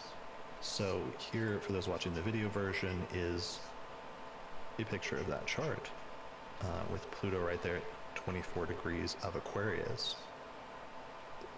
So what's important about this is the context of part of what happened. So one, on the one hand, we have to realize that this is like a new technology, that even though we've had this technology for over 2,000 years now, this idea of birth charts and natal astrology, prior to this time, this idea may not have existed. And like in the previous Pluto period in the 7th century BCE, they were just doing mundane astrology, where they were looking at the movements of the planets or eclipses or things like that, and then saying that it would apply to the population as a whole, to like cities and nations, or sometimes to the king as the leader and the representative of nations, but they weren't like casting birth charts for people. So you go one full Pluto cycle and all of a sudden there's this new technology emerges that has this really amazing premise and insight into the nature of the cosmos, which is the notion that the alignment of the cosmos at the moment that a person is born will tell you information about the nature and quality of their future and the life that they will eventually come to live, which is such a actually mind-blowing proposition. But at this point, this is like a new, almost like scientific discovery or premise that's just in its very early stages here. Yeah, no, it's a huge leap because, yeah, but in the previous Pluto cycle, they mainly would have been issuing omens, you know. This planet with this planet next to the moon means there's going to be a drought, or the crops won't do well, or the king's going to leave, or just sort of basic statements like that. Whereas, like you're saying, one full Pluto cycle later, and we're doing the astrology that we recognize today, horoscopic astrology that really addresses the life of an individual person. So yeah, it's quite a leap. Right, and speaking of that, but with the omen astrology, it's like we can understand why they originally started developing that premise, because as we saw in our eclipses in history episode that we did in October and November and December, eclipses really do coincide with major changes, and sometimes with the rise and fall of different leaders or kings or things like that. So we can see why they originally started paying attention to those. But here it had progressed by this point, nearly 300 years later, and they have the basic concept of birth charts, but they don't have the more advanced things that we use today, like aspects or houses or anything like that. It was just the planets in the signs of the zodiac at this point. So it's like the seeds of that later development that we're familiar with today. Right, exactly. So one of the last things about this that's important is why it happened, because part of what happened is there was a shift in terms of the rulers where the Persian Empire took over Mesopotamia, and there may have been a shift where during the previous Pluto cycle, astrology may have been more of a state-funded activity because the rulers were like using it to their advantage. But during this period, the Persian rulers may not have been putting as much emphasis on using astrology for imperial purposes. And so there was some sort of almost like democratization of astrology that took place, where all of a sudden now the astrologers are casting charts for individuals, for, people, like the birth of individuals, so that you're not just like consulting with the king. The astrologers are now consulting with other people. So there's some sort of shift and some sort of democratization of this advanced technology at this time, where it's not just restricted to royalties and the elites, but now there's other people that are able to access this technology. Yeah, that's going to be a real classic Pluto and Aquarius theme as we move forward. That's a consistent pattern for sure. Yeah, the democratization. The last thing is that in the 5th century BCE, the zodiac was standardized to be 12 signs of exactly 30 degrees each, and also they developed ephemerides. And these two technological developments were also part of the precursor that was necessary that led to natal astrology being developed. So there was this firming up of the technology, but also the convergence of several different technologies into creating something new. And that's also a theme that we're going to see come up as well. Yeah, and I bet they never had to deal with all these memes about, 13th signs and what have you. A neat 12, like it should be. No Ophiuchus for Right. I mean, we'll probably find some skeptic cuneiform tablet from like this time period that's like ranting about there being 13 signs and not 12. But we'll see if the AI can translate that. Sure. I think there had been 10 actually going that far back. I think it wasn't it expanded to 12 from 10 at some point? I mean, it's I'm not sure when that happens. Yeah, okay. Discussion we don't need to there's get a lot this. of constellations, and then the zodiac becomes a division of the ecliptic, and then eventually division of the seasons and the solstices into 12. We'll have to do an episode about that again, because it's coming up again, as it does periodically every few years. Yep. All right. Let's jump ahead to the next Pluto and Aquarius period, which again, we jump forward something like 250 years, and we come to the next Pluto and Aquarius period, which is the period from 185 to 160 BCE. So right in the middle of the 2nd century BCE. So we're still something like 200 years before like the Christian era, basically, at this point. And what's interesting and immediately stood out to me at this point as a historian of astrology is this is actually roughly the period when Hellenistic astrology as a system is thought to have originated in Egypt somewhere around the middle of the 2nd century BCE, especially with the compilations of Nechepso and Petasiris as well as these other mysterious texts that were attributed to Hermes Trismegistus and Asclepius. So those early compilations, which created the foundation essentially of Western astrology, which is the fourfold system of planets, signs, houses, and aspects, that system basically comes together at this time, drawing on earlier traditions, but also innovating and creating something new through synthesizing those traditions at the same time. So this is super important here that we have, the main distinction is like the introduction of the notion of the ascendant in the 12 houses at this time. Right. So, okay, so this is even more developed, and I was jumping the gun a bit in terms of going to was it horoscopic astrology yet 250 years earlier, or was it just sort of reading birth charts in a more sort of crude way in 430 to 404? There's the whole debate about that, only just because it completely hinges on how you define the term horoscope.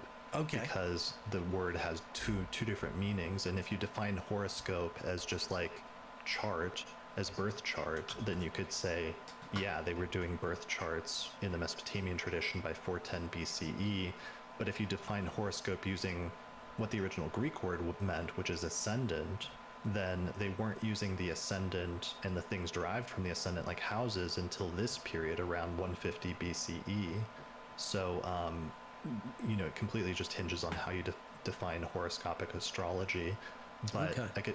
I could definitely say that just imagine the difference is like a chart where you just have the planets in the signs of the zodiac, and you have no birth time, right? Or no concept of a birth time, which is the earlier Mesopotamian approach at 410 BCE, versus a chart 200 years later on 150 BCE, where you have a birth time and you have the planets in the signs of the zodiac, but you also have the houses and the significations for the houses and how important those are in terms of indicating the different areas of life that the planets manifest.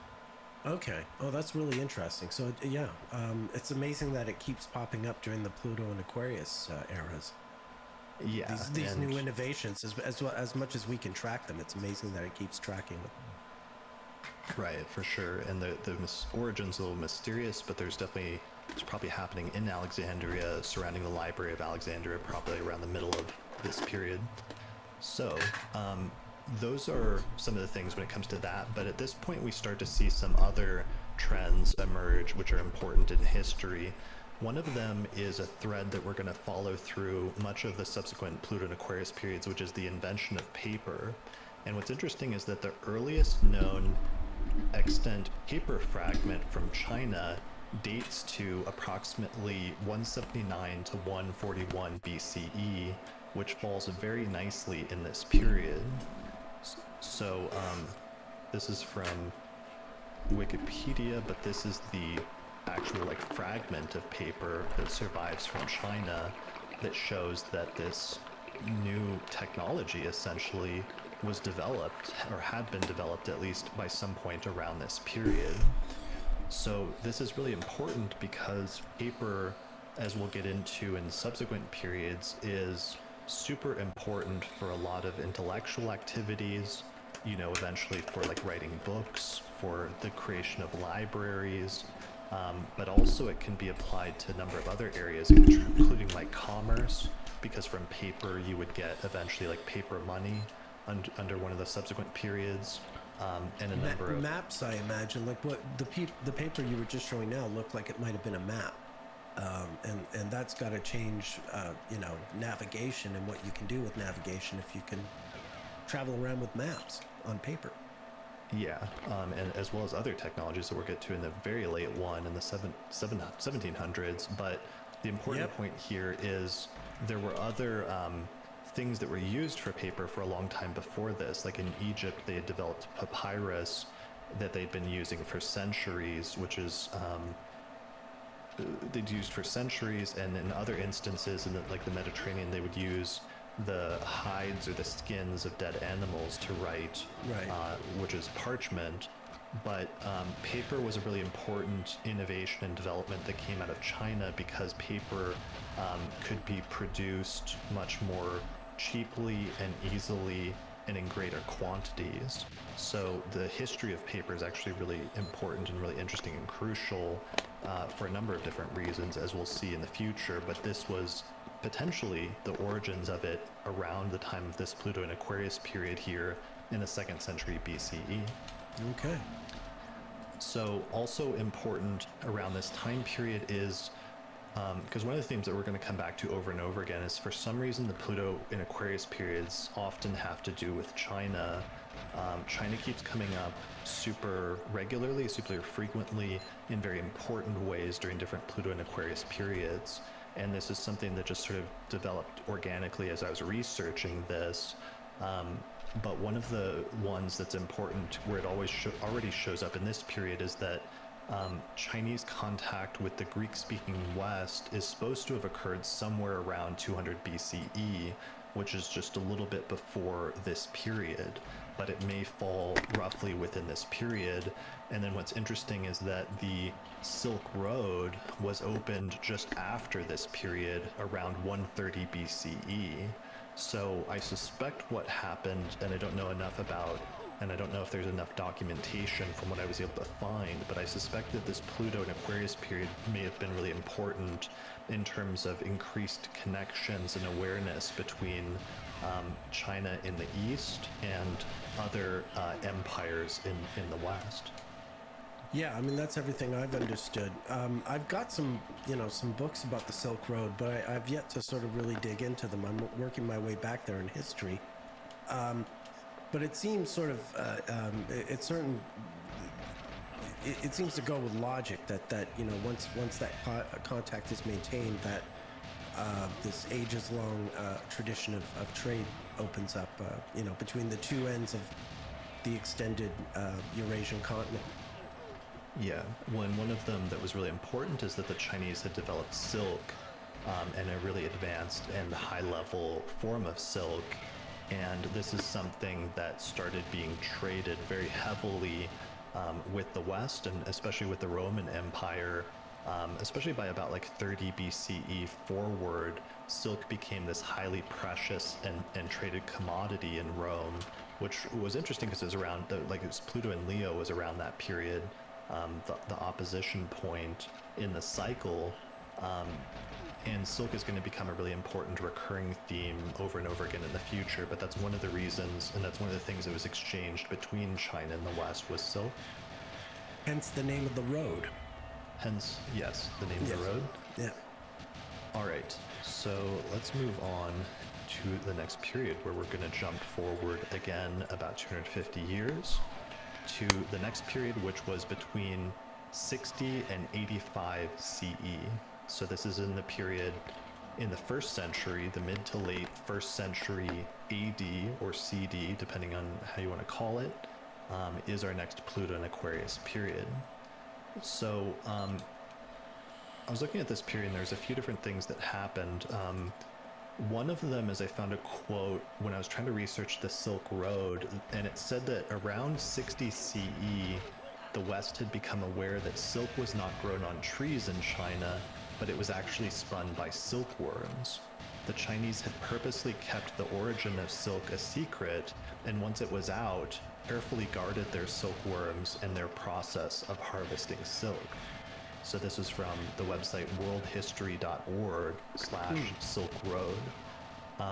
So I just think I was trying to trace this down, as having trouble finding it, but I think that's just very interesting if that's roughly true, that the Romans became aware because they thought it grew on trees or something, or had a almost like mythological understanding of it, but then they learned at this point that it was developed by worms, and that the Chinese were attempting to keep a monopoly on that. So those are things to keep in mind, because that's going to come up again in the future about 2 Pluto cycles later. Right.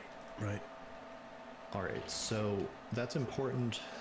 Other ones that I noticed, this one wasn't a major Pluto and Aquarius period, but I wanted to mention it because it ties in with our eclipses episode, which is the Great Fire in Rome took place on July 18th, 64 CE, where 70% of the city was burned and then later ended up being rebuilt.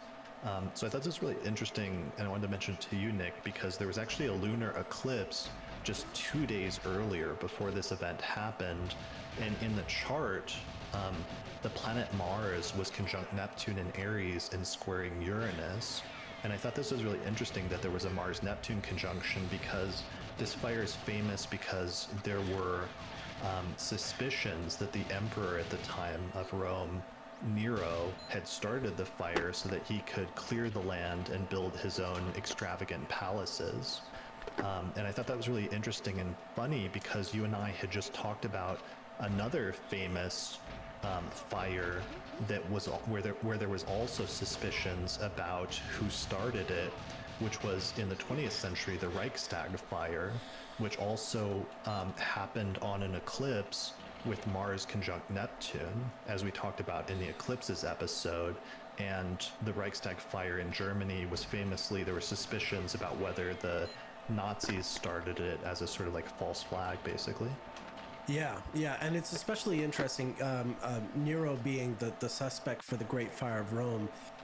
Nero, as it happens, was born with a triple conjunction of Sun, Pluto, and Mars in Sagittarius, all squared by Saturn in Virgo. And he was born 4 days after a lunar eclipse and 10 days before a solar eclipse. So there's already, like, his chart already has this very direct Plutonian connection in the chart, and there's a connection to eclipses already in his nativity. And 4 years after the Great Fire in Rome, he would take his own life in the year 68 CE. And when he took his life, there was also a Mars-Neptune conjunction in Aries, just like there had been when the Great Fire of Rome was started. Oh wow, that's really impressive. Yeah. There's so many themes. I mean, you know, I'm not one to go ahead and accuse someone of arson, 2,000 years after the fact, but Nero, j'accuse. I think the horoscope condemns him. Yeah, that's perfect. Yeah. Hopefully his people don't sue me. Yeah. Yeah, I think you might be beyond the statute of limitations on that one. For slandering, Roman emperors. Let's hope so. Right. So here's the chart for that event, for the Great Fire of Rome. There's the Mars-Neptune conjunction. The eclipse had just taken place like the day earlier, and you see Pluto, or the moon is like there with Pluto and Jupiter. Anyway, so that was just a side thing. That wasn't like a major one, but it was just a little one that I thought was interesting I wanted to mention. Another major one, or the other major one during this period, was that the first Jewish-Roman war took place from 66 to 73 CE, which falls exactly within this Pluto and Aquarius period, where there was a Jewish revolt against the Roman Empire.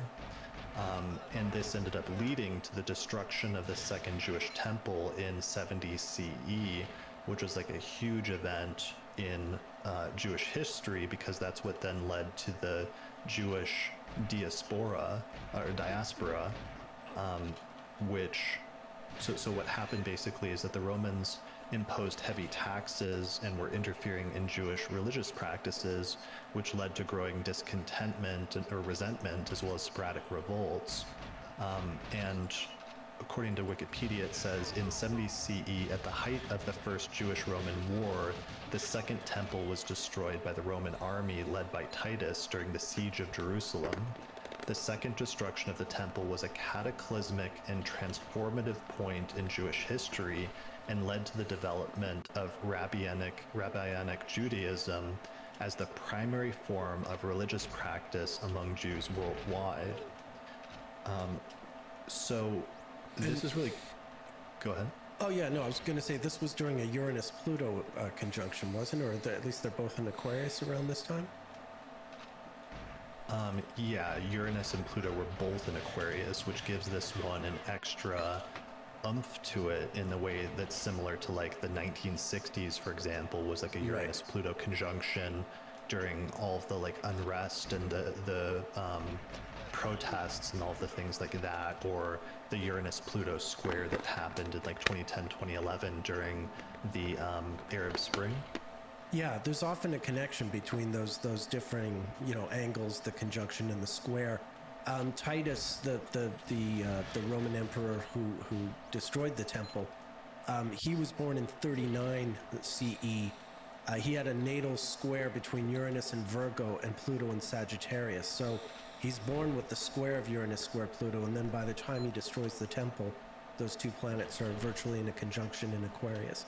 So you can see that sort of the sort of timeline going from the square to the conjunction, his birth to the destruction of the temple, just looking at those two planets and those two angles. Right.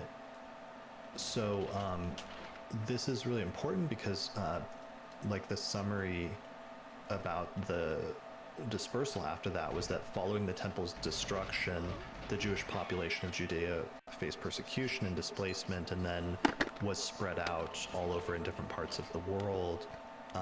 So I think that's really interesting and important because that, you know, then leads into all subsequent Jewish history over the past 2,000 years. But one of the takeaways or the delineations that I took from that is sometimes Pluto and Aquarius can indicate cataclysmic events that cause an irreversible shift in intellectual and social trends to the extent that, for example, it said that it led to the development of Rabbinic Judaism, as well as just the displacement and then movement of different Jewish communities around the world at that point. Yeah, that's really well put. That's really well put. The way it just sort of totally reconfigures a whole perspective in society. I mean, massive changes. Very common. Yeah, so, and that's one no, it's one that makes me, obviously then that connects to some contemporary events, but it's one more broadly speaking in terms of like cataclysmic events. It makes me a little nervous because I sometimes think about like what would happen if like a solar flare, you know, came out of the sun and just like wiped out like all of our technology or the internet at this time or something like that. Like sometimes that, whether that's something that can be a larger, not like world-ending cataclysmic event, but in some instances either like a worldwide thing that happens, or something that in some instances, for example, that impacts specific communities, that is like a cataclysmic event that causes disbursement, basically. Yeah, I mean that really would throw a spanner in the works if a solar flare just suddenly shut down all our online information. You know, a lot of things would be undone, and probably most people would be completely lost. Yeah, it just made me think of like what's the equivalent of like a cataclysmic event that could happen now, especially to the extent that we're connecting like Aquarius with technology and Pluto sometimes with like the destruction of something. You know, it could be something like that. So that's something to keep an eye open for, or try to research or look into a little bit more. Yeah. No matter what, Pluto and Aquarius gives a kind of Isaac Asimov vibe to it. You know, something sort of taking over. You know, like Tarnus's quote earlier, power struggles, things of that nature, or indeed just a total some kind of calamity, like you're suggesting that. Powerfully reconfigures the way society operates. In this case, it would be global society. Right. Yeah, exactly. All right. So that is that period. Let's jump forward again about 250 years, and we get to the next Pluto and Aquarius period, which happens in the early 4th century in the years between 305 and 329 CE.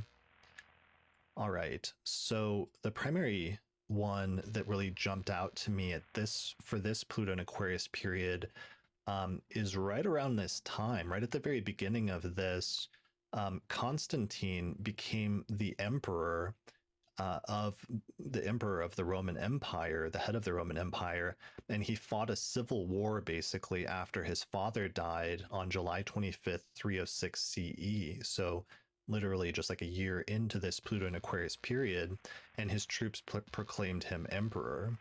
So Pluto was at 0 degrees of Aquarius opposite the sun at 1 Leo, and this was just 2 days before a solar eclipse in Leo that was opposite Pluto when he was proclaimed as emperor.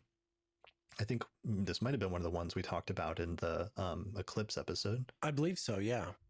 Okay. If not, we overlooked that one, but that was a really good one. So the reason why Constantine becoming emperor is important is because what he would do once he got fully established about a decade later, and one of those was he issued the Edict of Milan, which permanently established religious toleration for Christianity within the Roman Empire in February of 313 CE. So this is right in the middle of this Pluto and Aquarius period. Constantine basically legalizes Christianity, which up to this point had been against the law and had been something that was even persecuted in some earlier periods. Like, for example, actually, I hadn't thought of this earlier, but this is actually interesting. Like Nero, for example, is a Roman Empire who had famously was said to have persecuted Christians very extremely as like a religious group. Right. Yeah, the Edict of Milan is not so much a proclamation as a bunch of letters.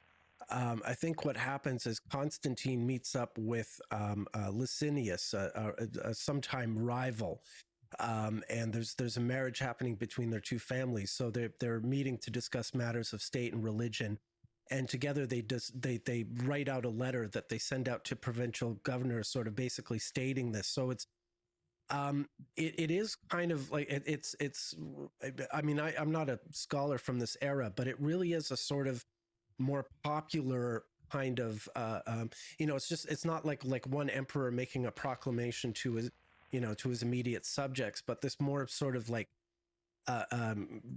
dispersed and at the ground level, information sort of spread on the ground level, involving letters to governors of these different territories.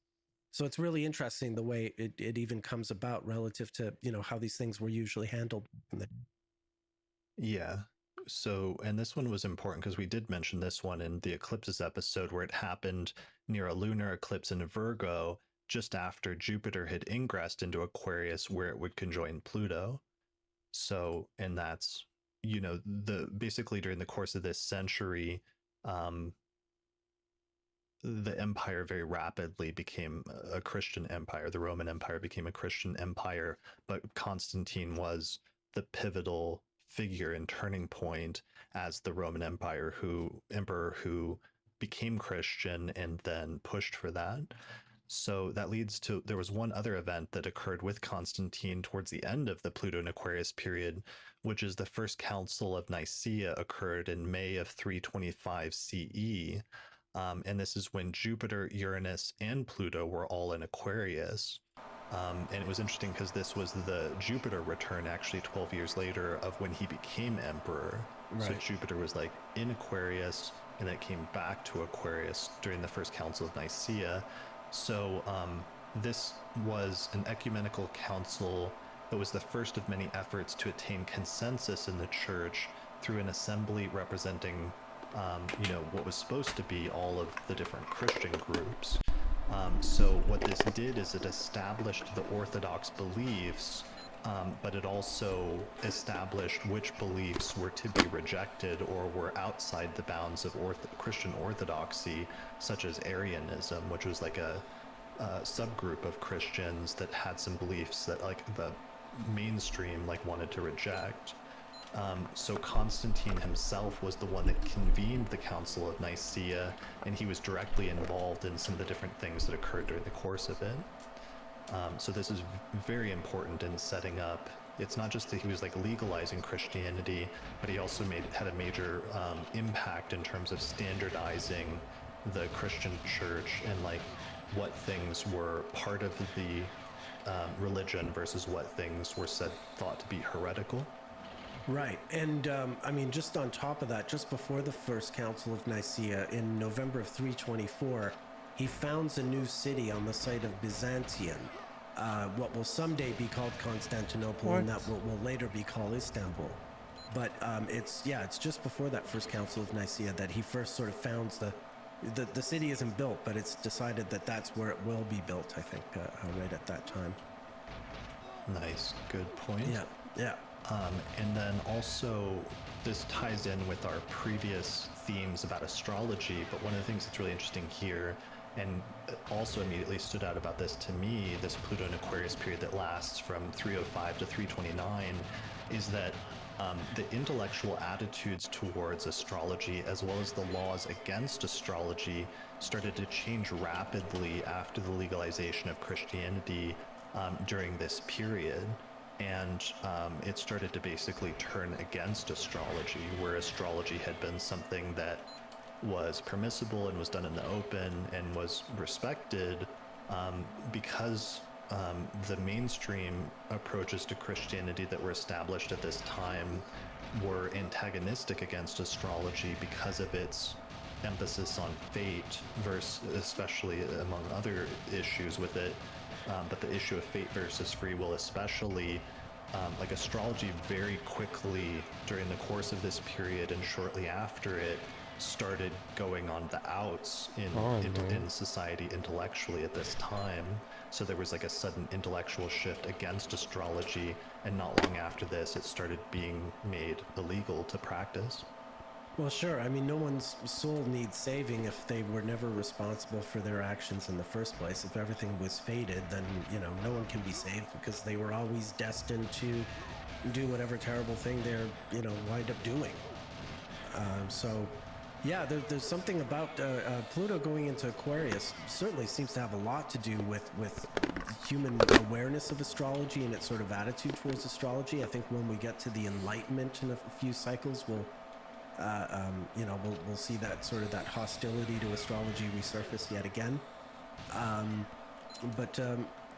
They're gonna, if this transit of Pluto through Aquarius means a challenge to astrology, they're gonna have to pry it from my cold dead hands. That's all I gotta say on the matter. Yeah, we'll see. So I think that's important because it has to do with. So one of the themes we can draw from this with like the rise of Christianity is like changing intellectual trends. Right. Like thinking about like an entire empire sort of like having this shift towards Christianity, and sometimes within an individual life you would see a shift, because Firmicus Maternus was alive during this period, and he like writes an astrological text at one point, but then just like a decade or two later suddenly writes a Christian polemical text attacking divination and attacking the different pagan religions. So it's like in individuals' lives, like people's attitudes towards things start shifting very rapidly. And I think that's one theme that we might take from this, is that sometimes there can be rapid intellectual shifts that completely transform society. And if you think about the Roman Empire going from paganism to Christianity, that may be one model to understand some of those shifts. But also then the rulers sometimes, you know, being involved in setting what's permissible versus what's not, and sometimes even trying to suppress certain either views or certain information that's seen as like not permissible for some reason. Yeah, and you can really fathom just how quickly those changes happen, because if they happen just over the course of a few years, I mean, Yo, Hideyoshi, brother, what up, brother? It's monumental. It's you know, beyond revolutionary how fast it all seems to happen in these past instances. Yeah, so those are some of the things to draw from that Pluto and Aquarius period. Yeah, man. All right. Back to Aztec. Let's move on to they took down the period where we're going to jump N64, nice buddy. 50 years. They took down the Star Trek episodes, man. The years we were gonna watch all of them. I think I told you this before. CE, which is our next They Pluto took them and down Aquarius from the period. internet. So the primary thing that I found, the primary story that I found was really fascinating about this period was right after this Pluto and Aquarius period 64 started, back up, nice. The Byzantine Emperor Justinian, who was like essentially the Roman Emperor in the East at this point, the head of the what you know, because as you said, it's that's fun, actually man. a really good, interesting point. You know, in the previous cycle, you had noted that Constantinople was founded by Constantine during that previous period. Well, by this time, 250 years later, the Roman Emperor Justinian was ruling from that city, Byzantium, which had become the center point of the Roman Empire by this point. Oh, so for Star Trek shows? Yeah, probably. Begins, I could probably find it again, honestly. Emperor Justinian sends spies to steal silkworms from China sometime around 552 CE. So the backdrop to this is that, silk was a major commodity. It was traded between the Roman Empire and China through Persia. Are you through the beta Silk testing the Road, where there were randomizer on the Persian 64? It'd be intermediaries. amazing. And the issue at this point was that the Roman Empire, the Byzantine Empire, was frequently at war with the Persian Empire. That would be amazing. So Justinian was trying to find ways around this to like get rid of the middleman and be able to get silk directly from China, but also in order to get the price lower, because it was like one of the most extravagant and expensive commodities that existed basically for hundreds of years at that point. So what happened is that a couple of monks, supposedly according to the historian Procopius, approached Justinian and told him that they, through their contacts, that they could get silkworms and smuggle them out of China and bring them back to Rome. And he apparently approved this like mission of like state level or industrial espionage, and they went and did it and somehow smuggled silkworms. According to some of the legends, they did it in like their canes. They were able to put them in like their walking canes or something like that. I have no idea how they were able to keep these things alive for that entire journey, which is kind of miraculous, but somehow they were able to pull it off. And what happened is that once they brought the silkworms back to Rome, to the Roman Empire at least, a silk industry was set up in Byzantium, and the emperors then established a state-run monopoly on all silk production. So I thought this was really interesting because one of the keywords here was like state-level industrial espionage, where they're trying to steal major technologies from each other, and in some instances were successful in doing that. And then once they had done that, they set up their own monopoly and attempt their own to exert control over that for the money and the advantage that it gives them. Mm. Yeah, that's really something, especially the way it connects to what we saw with the development of silk in the previous Pluto and Aquarius transit.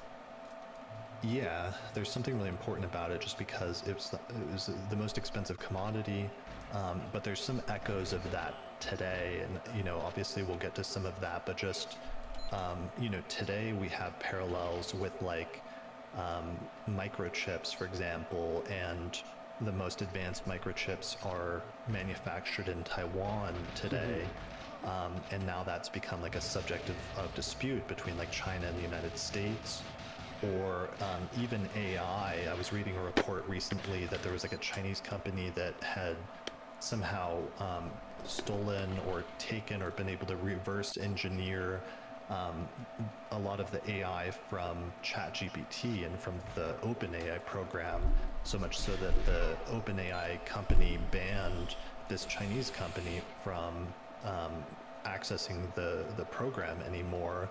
And so there's a lot of like state and industrial level espionage going on right now, and I think that's going to be a major theme in this coming Pluto and Aquarius period that echoes that one from the year 552. Yeah, not to mention we did have a Chinese spy balloon fly over the continent not too long ago. I forget if that was during Pluto and Aquarius or not in 2023. There was a brief period when Pluto was in Aquarius. I don't recall if the spy balloon coincided with that, but yeah, there's all kinds of espionage going on. I mean, China's known to have sort of deconstructed and reconstructed a number of for instance, Russian and American military technologies, and in an effort to recreate them. So it's something that's been going on for a while. But yeah, I think it's all coming to a different level now.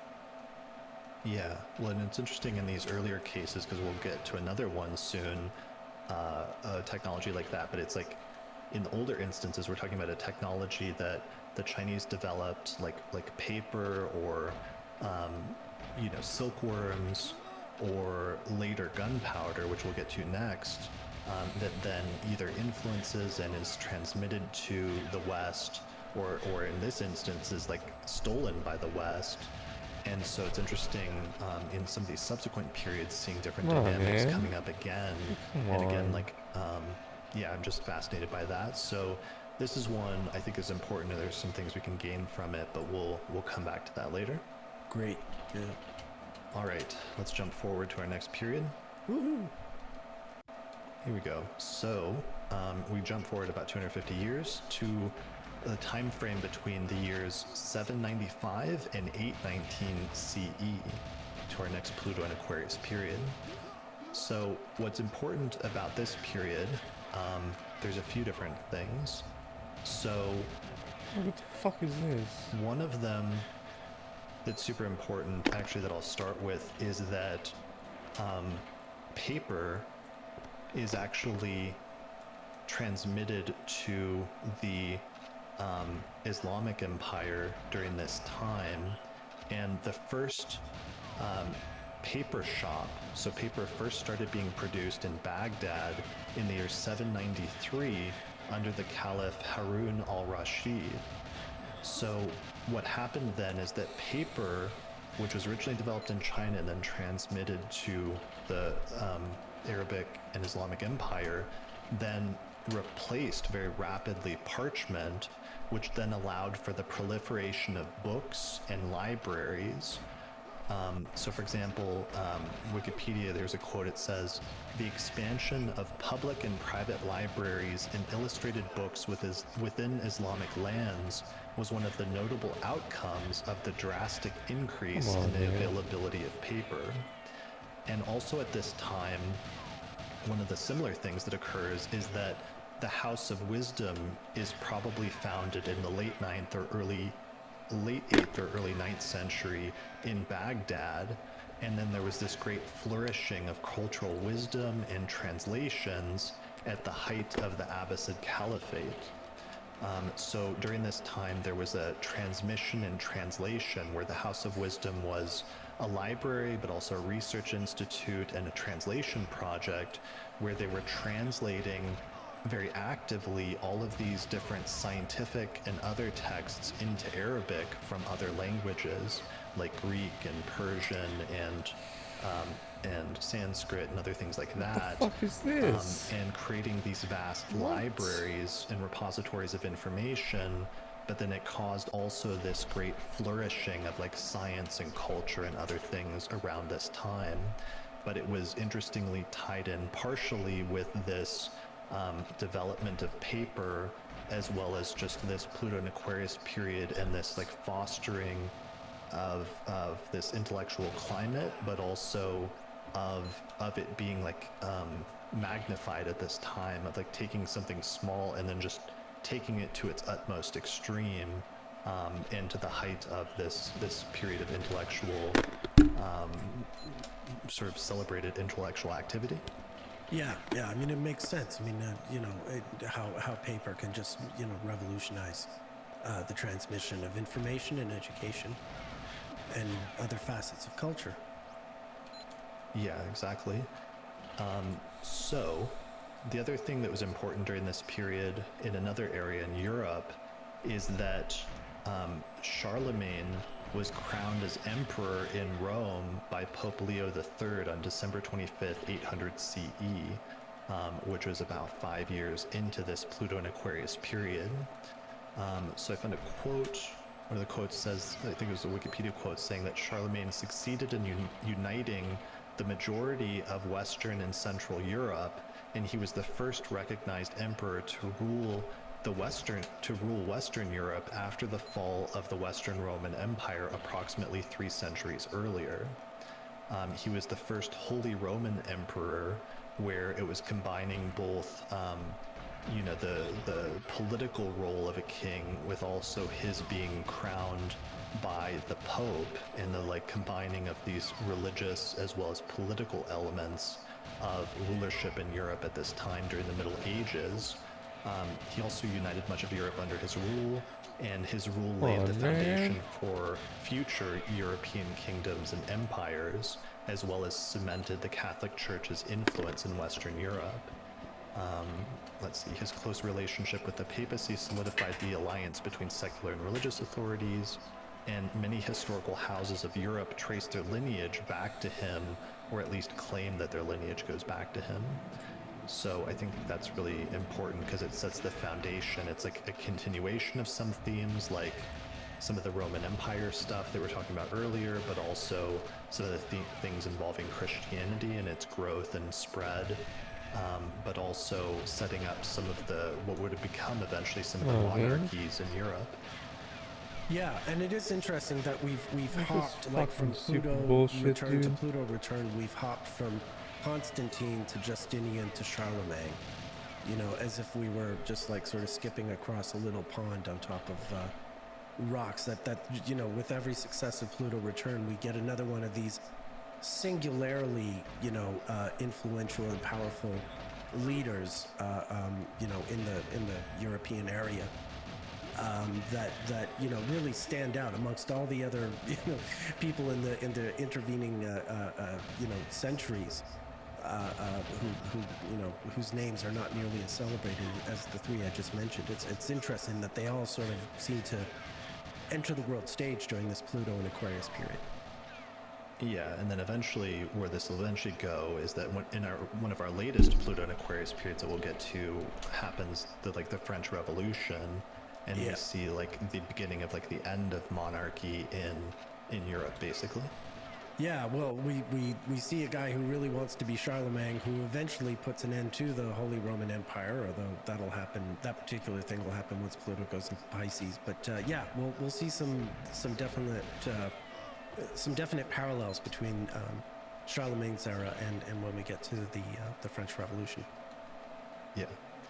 All right, the last thing about this period that I want to mention briefly is the first confirmed reference to gunpowder occurs in a Chinese text in the year 808 CE, and this is right in the middle of this Pluto and Aquarius period, and this is important because this would become a very important technology that's going to come up over and over again in subsequent Pluto and Aquarius periods. But as I was trying to trace the history, this is the first for sure confirmed reference to gunpowder in a Chinese text at this time with Pluto and Aquarius. Okay, that's interesting. For some reason, I would have thought it might have been older than that, but okay, that's well. See, there's a lot of earlier. That's one of the issues, especially researching different things like paper or gunpowder, is especially due to like the language and stuff. Sometimes there's ambiguity about different things about something, whether it's actually referring to that thing or not. But definitely there were Chinese alchemists that had been working on it. And I had read something that originally it was like referred to as like fire medicine. And so different combinations were being tested and like experimented with for centuries, I think up to this point. And some of the previous Pluto and Aquarius periods are probably relevant in that. Okay. But this was the one where it was the first confirmed case where it was like for sure a reference to gunpowder by this point. So that's why I noted it here instead of, and didn't include some of the more like murky, questionable periods. Okay, fair enough. I'm on board. All right, so let's jump forward then to our next period. Mm-hmm. All right, so we jump forward 250 years to the years 1041 through 1063 CE. At last we're in 4-digit numbers. You know, I'm starting to feel a little more comfortable with the history now. Yeah, now we're getting into familiar territory only 1,000 years ago. Yeah. Okay, yeah. All right, so during this period, paper really starts spreading, and paper first begins being produced in Europe at this point in Muslim Spain. So the first recorded paper mill in the Iberian Peninsula in Spain basically was set up in 1056 AD. So this is, again, with the evolution and like spread of paper, now it starts getting into Europe, although primarily still in Muslim Europe and Spain at this time, having been set up way earlier in Baghdad during the previous Pluto and Aquarius period. Right. Go ahead. No, I was just saying, right. Go ahead. Okay. So, yeah, there's things we could say about that, but I'll leave that at there in terms of that spread of paper. Now, the other thing in this period is it's one of the things I wrote down is the earliest surviving chemical formula for gunpowder dates to 1044, where they started really working out the correct levels at this point, where there were some issues with the percentages of the ingredients in terms of making it explosive and being able to use that in a controlled way or in a controlled setting. Come on. So what I wrote down I can't believe I got is boosted. Like from a what? source that in China, the imperial court took great interest in the progress of gunpowder developments and actively encouraged as well as disseminated military technology. Production of gunpowder and fire arrows heavily increased in the 11th century as the court centralized the production process, constructing large gunpowder production facilities, hiring artisans, carpenters, and tanners for the military production complex in the capital. And just after this period, they sent, in 1083, the imperial court sent 100,000 gunpowder arrows to one garrison and 250,000 to another. So, and this is also slightly after a time period, but I found a reference saying that in 1076, so just like a decade after this period ends, China forbade the sale of saltpeter to foreigners, which was used to make gunpowder.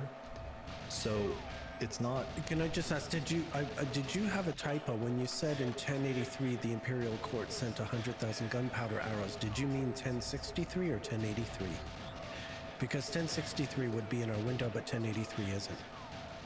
No, it is 1083, and I was just putting it down to give a idea of how much things had developed in the immediate aftermath of our Pluto and Aquarius period, that like this had become a major military technology by the end of that Pluto and Aquarius period, and that also the rulers of China were actively trying to restrict the technology so that it couldn't be exported to foreigners by that time, which gives you an idea of what was happening during the Pluto and Aquarius period that was just a few years before that. Sure, makes sense. Since they came and took the silkworms, now they're coming for the gunpowder, so hide it. Yeah, I get it. Yeah, and maybe that was a good lesson that they learned at that time, to be careful about that. But especially something like this, because this is before guns, this is before cannons. Double duck. But the explosive and fire potential of gunpowder was always already recognized, so that they were integrating it into arrows and things like that, to make them more deadly. Right. All right, so that's where we're at with that period. Let's jump forward to the next one. All right, our next period is the years 1286 through 1308 CE. So during this period, there were innovations in producing paper in Italy during this time period, roughly, which improved the process from what the Europeans had inherited from some of the Arab paper makers. So this is the point where paper is really getting going in Europe, but they're also looking into how they can improve it. So it's they've taken or received this technology, which started in China and then was transmitted to the Arabic-speaking empire, and then eventually was transmitted to Europe. And now the Europeans are starting to find ways in order to improve upon the production of paper, as well as its composition in different and innovative ways. The most important thing that happened during this period, though, that's actually the most solid one historically, is that guns seem to have fully come into use during this period in China, during this Pluto and Aquarius period. And this is one that lines up very closely with the Pluto ingress into Aquarius. So there's debates about when exactly, but it definitely happened in the 13th century, and from the 1280s onwards, guns basically became widely used. So the oldest unequivocal and well-dated gun is the Xandu gun, which dates to 1298, which is less than a decade after this period started.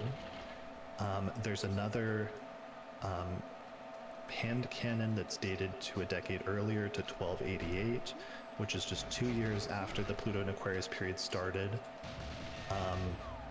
Another note that I wrote is that according to the history of Yuan, in 1287, a group of soldiers equipped with hand cannons attacked a rebel prince camp. This? Like, come and on, hand man. cannons were again used at the beginning of 1288.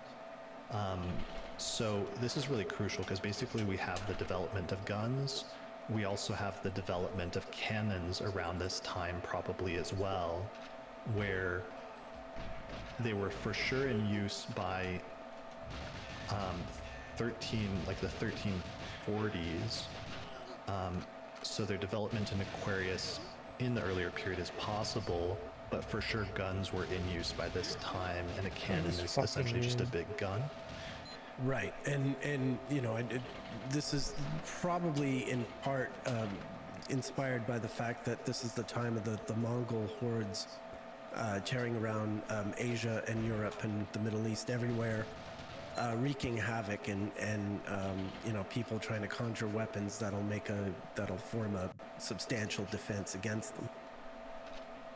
Yeah, well, and so this one's really important because reading through some of the history of this was really striking to me, because one of the things then that was written about this in the history was just like the destructive power that was suddenly unleashed by this technology at this time, and how the depictions of what would happen in war with people's like body or like faces getting just like torn apart by these new weapons was something that was like completely new and like different in the world. And it took war, the technology of war, to a much different place, which starts it starts changing like strategies that are being used. It starts changing like the composition of armies. It also starts changing like the composition of like power, and you know, who has this technology and who's able to use it to their advantage versus who doesn't. Right. Is the plague happening around this point, or it's maybe just a little bit later, isn't it? I'm not sure the exact dates on that. Okay, because I know there's that famous story as the plague is breaking out. I think the Mongols are besieging a place in the Crimea, and they've brought the plague with them, and they take some plague-ridden corpses and fire them at this fortress using a catapult. And I think that's sort of right around the same time that people start using cannons and guns as that's happening as well. Okay. But I might be accelerating the timeline on that, so forgive me if I am. But it's pretty close. It's pretty close.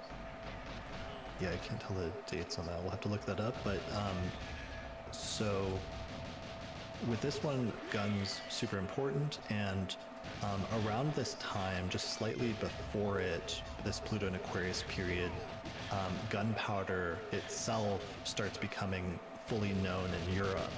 So in Europe, one of the earliest mentions of gunpowder appears in Roger Bacon's work in 1267, and this is just 2 decades before this Pluto and Aquarius period. And then similarly in 280, the first recipes, or 1280, the first recipes for saltpeter are published in the West. So this is like just before Pluto moves into Aquarius. You start seeing the publication of these recipes for gunpowder in Europe, and Europe becoming like fully aware of, at first, gunpowder, but then eventually what gunpowder eventually leads to, which is the ability to use it for weapons. Right. So the Mongol Empire peaked around 1294 to 309 towards the end of this Pluto and Aquarius period, and guns were possibly passed to the Middle East and Europe due to the Mongols, although there's a lot of ambiguity surrounding this, so it's like hard to nail it down. Yeah. All right, so 2 other important things happened during this period. One of them is that I found actually super interesting is that Marco Polo traveled the Silk Road from 1271 to 1295 during this Pluto and Aquarius period, and then the book about his travels to China and to the East which was titled The Travels of Marco Polo, was published around the year 1300, which very nicely falls towards the end of this Pluto and Aquarius period that lasted from 1286 to 1308. So this is really important because this is like, as far as Europe is concerned, one of the first Europeans to like travel all the way to the far most eastern provinces of China to spend some time there, and then to come back and like actually have a book published about his travels, explaining the culture and the science and the society and everything that he experienced, which was a pretty big and pretty eye-opening thing in the West. Yeah, I mean, instantly making the world that much smaller by sort of, you know, making that route to a tangible, you know, place that people could identify through his literature. And yeah, and obviously this is a peak time for the Silk Road in terms of the whole exchange that's going on, you know, in the wake of the whole, you know, Mongol horde, you know, thing that's been going on for a while and is still blowing up. Yeah, and one of the things I meant to mention is, like, I don't actually know why Aquarius keeps coming up over and over again for China. And if there's like some base, like birth chart somewhere in the distant history that has like a bunch of placements in Aquarius that's important, or if it's something about, if it's not China itself per se, if it's something just about the East and West like interactions, and that's why Aquarius keep coming up, or if it has to do with just technology in general and like what societies have more advanced technologies than the other. But I just keep seeing like China coming up over and over again during these Pluto and Aquarius periods, especially in terms of its relationship and interactions with the West. And there's something really important there that I wish I understood more, and I hope somebody else might be able to find the answer to or research further.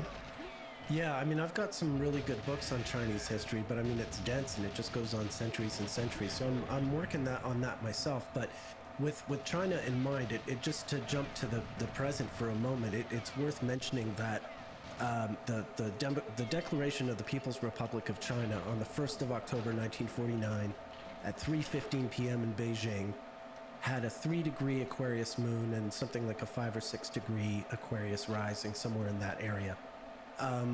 So even if we wanted to, you know, dispense with, you know, Chinese history prior to the PRC, we're still dealing with a political entity that, astrologically speaking, has very, very strong roots with regard to the sign Aquarius. What was the data on that again? The 1st of October, 1949, 3:15 p.m. in Beijing. This is when the People's Republic of China is proclaimed by Nazi Germany upon the victory against the Kuomintang. Wait, with Aquarius rising? Aquarius rising, 3:15 p.m. Wow, okay. Well, Yeah. and if that's true, and if that's accurate, even if just the moon was there, but also especially if the ascendant was there. It's pretty documented. It's filmed and everything. You know, it's not a mysterious event. Yeah, it pretty much happened there and then. Yeah. Sure. Well, I was just gonna say, you know, if there's Aquarius placements in this chart for like the current entity of China and the Chinese government especially, then that's like usually what happens is there's echoes where placements repeat over centuries. So there's probably a lot of earlier charts for different governments in China and different Chinese empires that also had Aquarius placements as well. And that's probably part of why we're seeing this echo of China and Pluto and Aquarius. Yeah, I mean, I'm very keen. I think like when it comes to these ancient cultures that have been keeping their own calendars for millennia, be it China, Persia, you know, the Ethiopians of Aksum, if they've been keeping a calendar for centuries and millennia, then this is just gold to astrological research. And again, maybe AI comes in and helps us really break down thousands and thousands of years of Chinese history into some kind of like discernible astrological study, because that's kind of the mother lode. I mean, I can't think of anywhere on planet Earth where we have a timekeeping tradition that goes back as far as theirs does. And therefore, you know, this is what we need for astrology. We wouldn't be, I mean, even today's exercise sort of bears this out, where, you know, we're going into ancient history and we only have like a a few sketches here and there of what may have happened, but it's a very different ballgame, I believe, when you start looking at Chinese history and going that far back. It's much better documented. I've become a lot more interested in it lately, and actually this will be another episode I'm planning to do soon, which is on comets and astrology, and the Chinese have some of the oldest and most consistent records of comets, which is really interesting and helpful sometimes when comparing those with Western records. And yeah, that's going to come up in that episode, so it'll be fun to talk about here soon. Fantastic. Yeah. Okay, so Marco Polo, really important.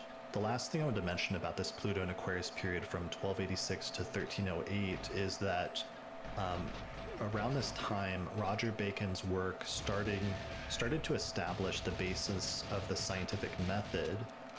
And this may have been important and irrelevant around this time as setting up a foundation that would become relevant again in subsequent Pluto and Aquarius transits and periods.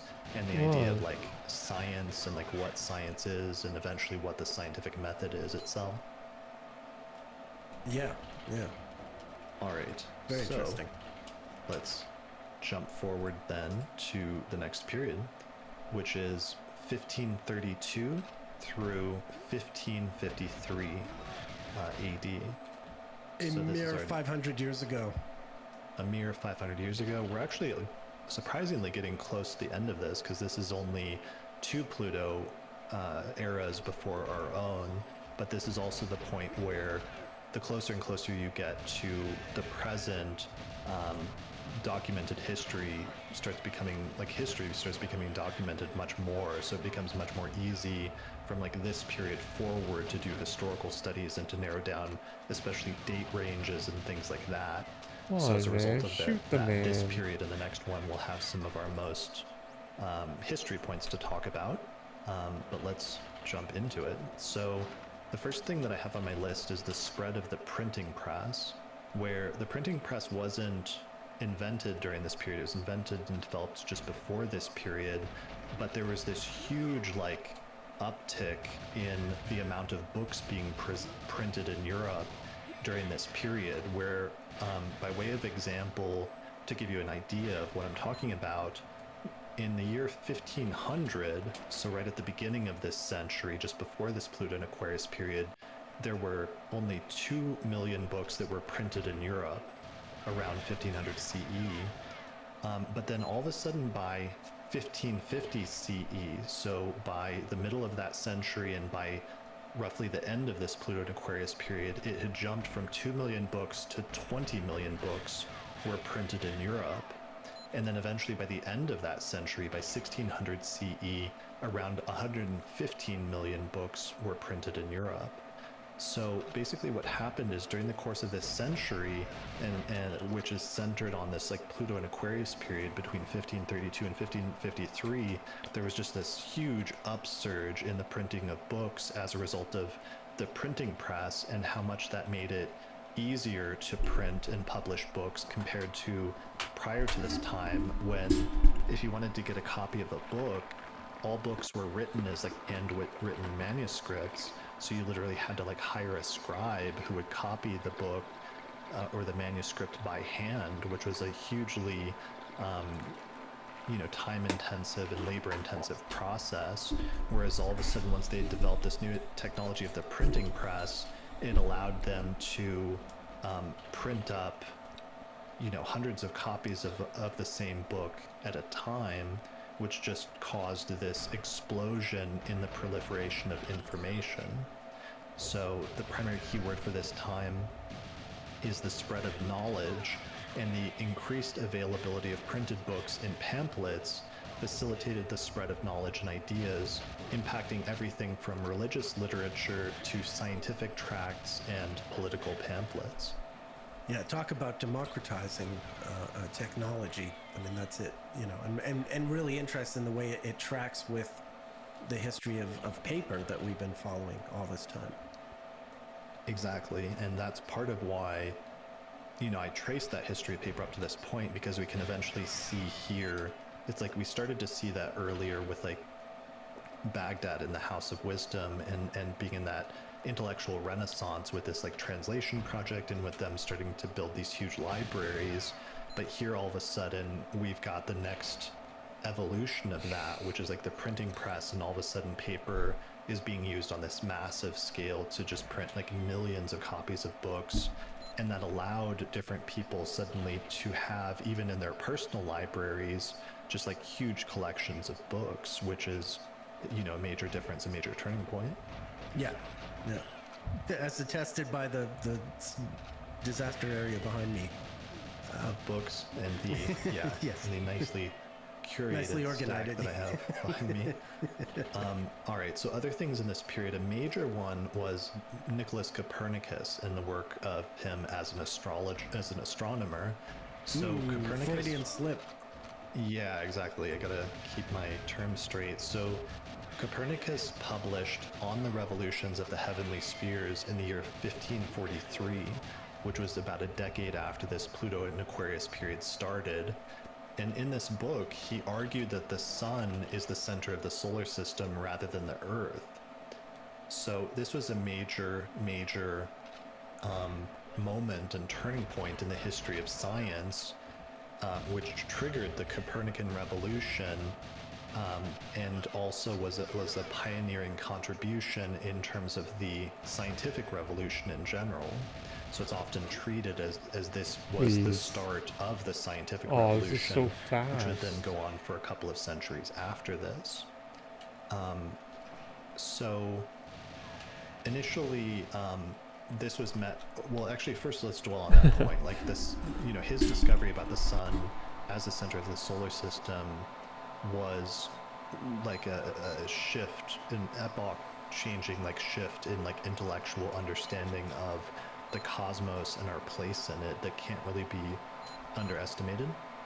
Yeah, absolutely. With Copernicus, then, you know, Tycho Brahe, Kepler, Galileo, so forth. You know, they're all standing on his shoulders with what they do. So yeah, this is really critical, and it's monumental. You're right. It's absolutely epoch changing. So, and initially, it was met with resistance, and his book was actually forbidden as a result of this. So he ended up publishing it just before his death, partially due to some of these issues. And this is one of the other themes that really comes up very strongly during this Pluto and Aquarius period, which is that the church starts trying to control books. So one of the quotes that I have is that the first list in 1538, so just like 6 years into this Pluto and Aquarius period, the Italian Index of Prohibited Books was issued by the Senate of Milan. And let's see, so there's like a Wikipedia quote. It says that the papacy and other cities and states across Europe soon followed the practice where certain books were not printed, could not be printed, read, or owned, and anyone caught doing so was, at least in theory, punished. Further measures included checking texts before they were published and the more careful issuing of licenses to publishers. So this was a period of institutionalized censorship, and another quote from the same article says that this became a lasting reality of publishing from the middle of the 16th century as rulers and authorities finally began to wake up to the influence of printed matter. Fake news. Yeah, well, it's just, you know, because it starts influencing things and it starts influencing religious trends. So, for example, the Protestant Reformation combined with the printing press led to sweeping political, social, and cultural and religious changes at this time. And the Protestant Reformation of the 16th century weakened the authority of the Catholic Church, creating a more open environment for scientific debate. So all of these like same trends and things were like swirling at this time. And one of the themes that really comes up strongly is just that the authorities attempting to control the flow of information and attempting to prohibit or suppress some information. And one of those things was Copernicus's, you know, scientific discovery about the sun being the center of the solar system. Yeah, because it contradicted so much of the accepted wisdom that was dispensed by the church at the time. Right. So Copernicus was added to their list of prohibited books. Another Italian author, his book was added to the list because of vulgarity, and the works of Niccolo Machiavelli were added to the list for his political cynicism. So it wasn't just like scientific works, but also works that were deemed like inappropriate or that were deemed as like politically like not appropriate were also suppressed at this time. Right. I was going to mention earlier, I didn't want to bog us down, but, you know, Dante wrote the Inferno also during an earlier Pluto transit in Aquarius, and he was someone else who got into similar kind of trouble. It should have occurred to me to add him to the list. But yeah, he ostensibly entered hell, as it were, in the year 1300. And then, you know, got into trouble with the Pope and forces in Rome in 1301. You know, as he wrote about his you know entrance into hell, as it were, his Inferno, that whole work. So yeah, that's someone else who ages before, like a whole one or two, how many?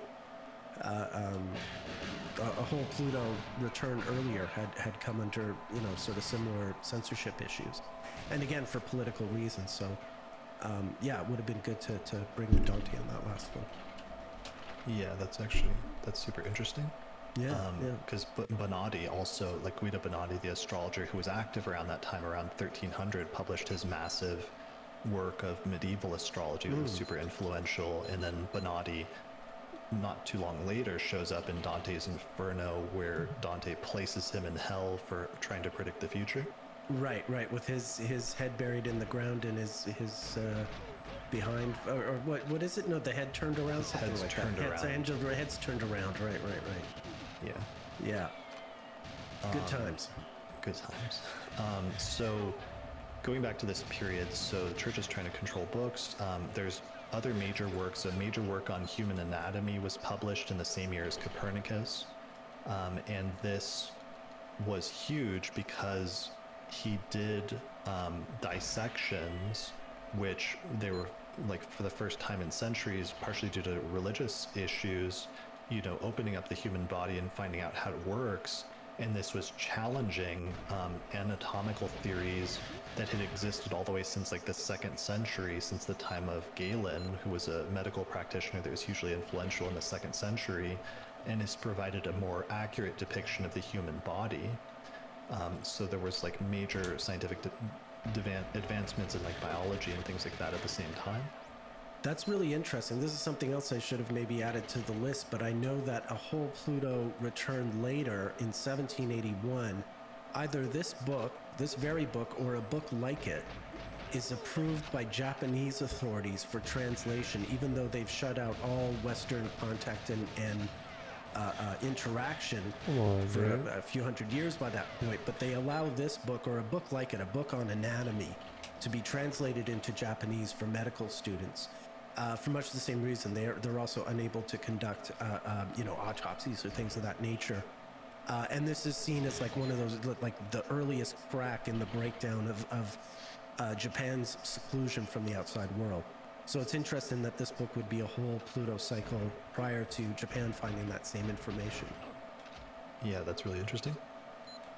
That's the thing about all these periods, is like once you find a major thing that's clearly tied in with Pluto and Aquarius in one period, you can pretty well like start going back to previous ones and tracing it back, and you'll often see the threads of that later development in earlier like successive Pluto and Aquarius periods. And that was one of the things that's come up very strongly in this is like almost in many of these cases, I didn't start from like the most ancient times, but instead wait for maybe 5 to 10 more minutes and then I might play some Zelda. Some of these things had become major developments, and then went back and studied the previous Pluto and Aquarius periods and found that they kept coming up during those previous periods that led into them as well. Yeah. Right. Just as a matter of like astrological research and how that sometimes works. I mean, I gotta say, you've done an amazing job at connecting all these threads. It's a monumental work right here that you've put together. So, well done. Yeah, well, I'm hoping other people can pick up the ball and run with it, because I know there's a lot that I've overlooked, and I know there's a lot of other technologies and other things, but at least this gives a blueprint and some starting point for others to pick up the research and take it from there. So let's finish some of these other little ones. So one of the major ones that happens during this period was I think tomorrow I'm just gonna go all day at Aztec 00. Empire. I think I'm just gonna go insane in tomorrow. November of 1532, the conquistadors captured the Inca Empire in Peru, and through deceit and during the day I did my weightlifting today. And this marked the beginning of the Spanish conquest of the Incan Empire, leading to its eventual downfall and significant cultural destruction. So I wanted to mention this one because it had it was reminiscence or sort of like an echo of that earlier, like the destruction of the Second Jewish Temple in the 1st century Pluto and Aquarius period, where sometimes you see like the just like decimation of an entire people or something like that being a relevant theme. Yeah, and it really continues. There's the Spanish conquest of the Incan Empire, but there's also the Coronado Pueblo conquistadors who march north and take over much of what we today call Mexico in 1540 in similar sort of brutal fashion, also during Pluto's transit in Aquarius. And even my homeland, Jacques Cartier sails to what will be called New France, discovers what will be called Quebec City and what will be called Montreal, in the years when Pluto's in Aquarius. This is between 1534 1535. Quebec City was called Stadacona. Montreal was called Hochelaga, a little village there. So yeah, there's even in this isn't as much of a brutal thing yet as what the Spanish are doing with the Inca or up in modern day Mexico. But there's a lot of this sort of initial early exploration, pre-Anglo settling of the American continent, or exploration of the American continent anyway. I don't think it's quite settled yet. Got it. Okay. Yeah. And then one other is, by this point, when we're getting in the 1500s, we start having more accurately timed like birth charts that survive. And I know you had one here with Tycho Brahe, who was born with Pluto in Aquarius and Aquarius rising with Jupiter and Venus there as well. Right. And his, not just his chart, but also some of the contributions he made to astronomy that built on the work of Copernicus, but also, interestingly, were very much about technology and like using and developing and leveraging new technologies in order to make scientific and astronomical advancement. Yeah. Brahe's, a really important recorder of information, and he's gonna create the tables, the observational tables that, for instance, Kepler's going to use for all his work. Actually, Kepler kind of steals them in order to do that, or borrows them, shall we say. But yeah, like he's a really important sort of scientific chronicler who bridges a gap between Copernicus and Kepler and Galileo. He had an island given to him, so Brahe, we do have his he's Aquarius rising, and he's got 3 planets in Aquarius, including Pluto. And basically, like he became so good at what he was doing, he was gonna move away to a foreign court. He was Danish, and the king of Denmark wanted so much to keep him in Denmark that he offered him a whole island to create an observatory, which he did. And this is in 1576, and the day that King Frederick offered him this island, transiting Mercury was at 18 degrees of Aquarius, which is exactly conjunct Brahe's natal Venus, and probably ascendant within a couple of degrees anyway. So it's really interesting that, and then years later when he would meet Kepler, Mercury would once again be right there on his ascendant. So yeah, sometimes it just takes little old Mercury to trigger these major planets for big things to happen. Yeah, that's amazing.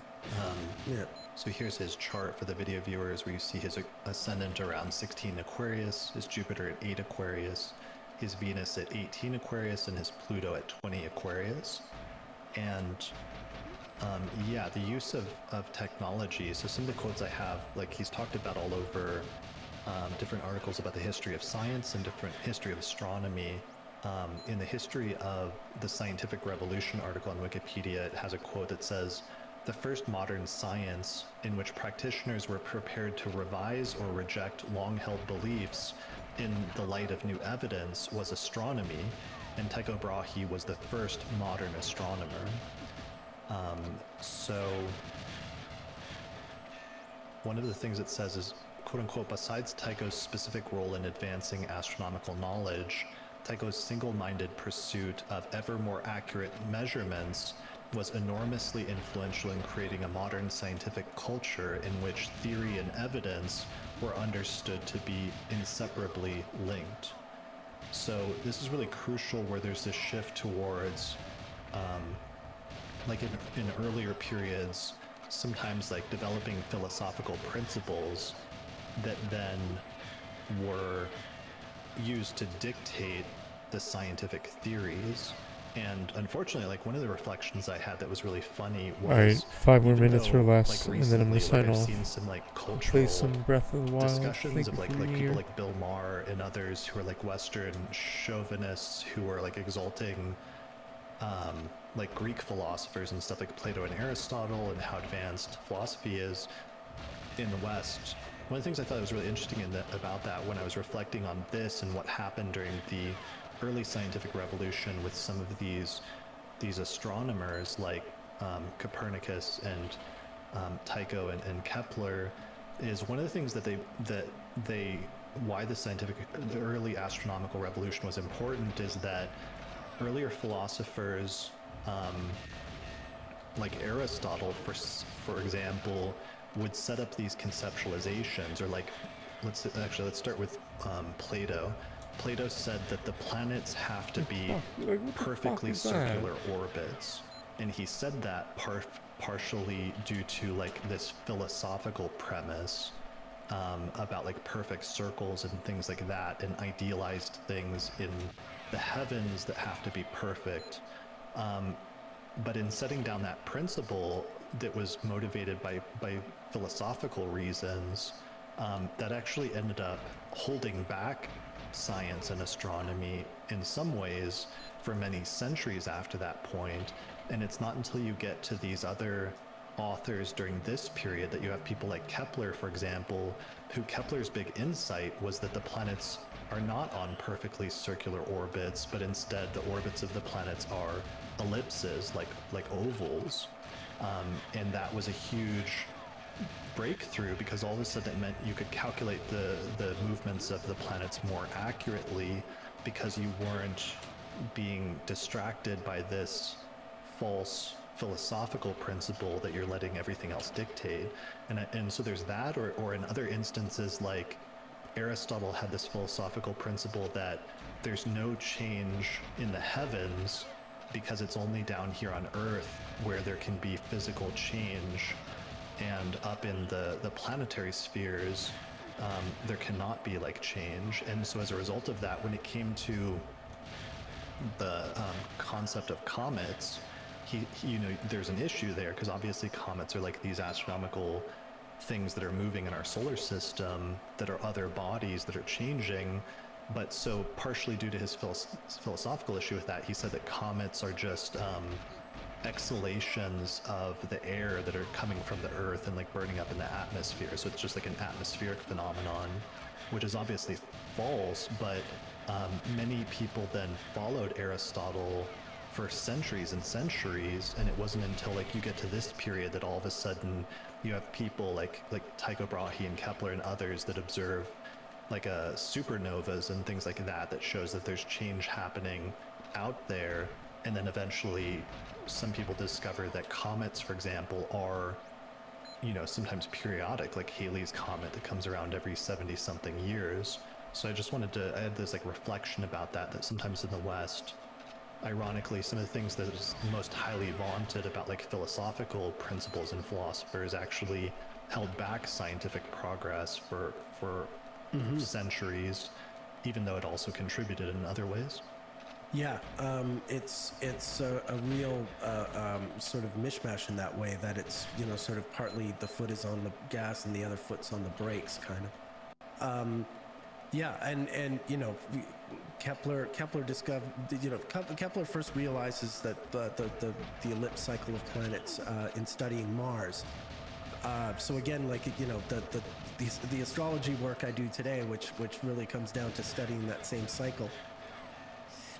Yeah, that you know, that comes from him, from these major breakthroughs that are finally punching holes in these sort of stale, old, and incorrect ideas that, you know, came from otherwise brilliant thinkers, and therefore were held as gospel, but certainly were not. Yeah, and with Kepler couldn't have had those insights and couldn't have made that discovery about the planets having elliptical motions if not for the foundation that Tycho Brahe laid as a result of the technological innovations and the focus on setting up these astronomical observatories in order to track and record as precisely as possible the movements of the planets, and establishing a new scientific standard for the study of the movements of the planets, which then Kepler was able to build on subsequent to that. So that's why this is important with Tycho having this emphasis on Aquarius and having Pluto in Aquarius, is that he set up this new foundation, and advances in technology, and his focus on technology was very much at the center of that. Yeah, absolutely. Yeah. All right. So the only other things I wanted to mention is in 1537, during this period, there was a scholar named Niccolo Tartaglia who was the first to apply mathematics to the investigation of the paths of cannonballs. And Wikipedia, for example, says this is known as ballistics in his work that was published in 1537, and that his work was later partially validated and partially superseded by Galileo's studies on falling bodies. So this is important because it was a weird instance where some of the earlier stuff with gunpowder that led to guns now comes up again, but now it starts influencing mathematics and developing things like ballistics and other things like that. And you're getting a lot of like the earlier technological developments during previous Pluto and Aquarius periods. Sometimes those technological developments can have unexpected one more good start, and then I'm gonna outcomes sign that can off. influence like science, One more good or start, like a mathematics, good or start. philosophy, or other things like that in interesting and unexpected ways. Yeah, because Tartaglia isn't just sort of using mathematics. In some ways, he's doing physics in a really kind of crude way, wouldn't you say? I mean, it's you know, tracing the trajectory of cannonballs, you know, how to fire them further and all this. Yeah, it's very early physics in a way. Well, and I don't know enough about this, so I don't want to like go out on a limb, and I was going to hesitate to speculate, but yeah, you wonder, you know, seeing that if that's like a precursor to like later things, like some of the work that Newton did with like gravity and things like that. Right. And yeah, so if some of these different things are interlinked. Yeah.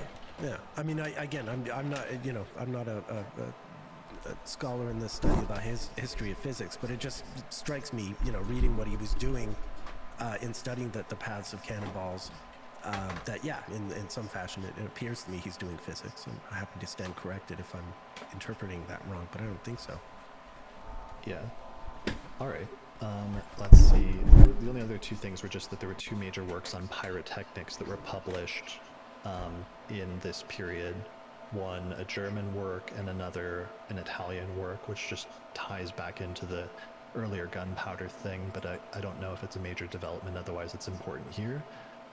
So I think that kind of brings us to a close for this period, right? One viewer. I think so. Thanks, Gyges, for being here. You're the best, bro. No rate All right. tonight. So we jump forward to our last period before the present, the one that occurred only in the year 250 so